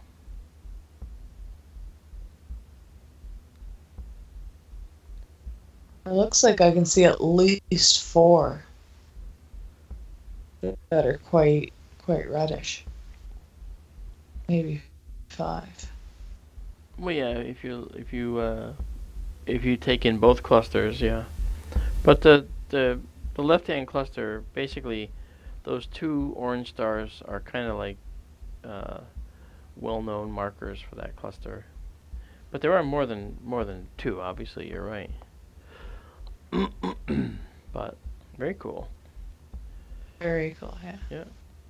So, folks, I want to thank you for joining me tonight. And I think it was a pretty good night. I'm also a little tired right now, but I wanted to thank you for your attendance. Thanks for joining us on the SkyTour LiveStream for this night. And that's 23 and 24, correct, Amanda? That's right. That's it. See, I got it right. It's 23-24 August. We say 23-24 because it goes through midnight. So the 23rd into the 24th. So join us next time. I'll make an announcement before we come on, most likely. And, you know, I hope you'll tell your friends, subscribe, and make sure that you hit that bell so you get an alert when I go on next time and you can come on board. And, hey, you can even join us live if you want to and spend some time talking with us. But until then, keep looking up and keep looking at the stars. And I will look for you next time on the SkyTour LiveStream.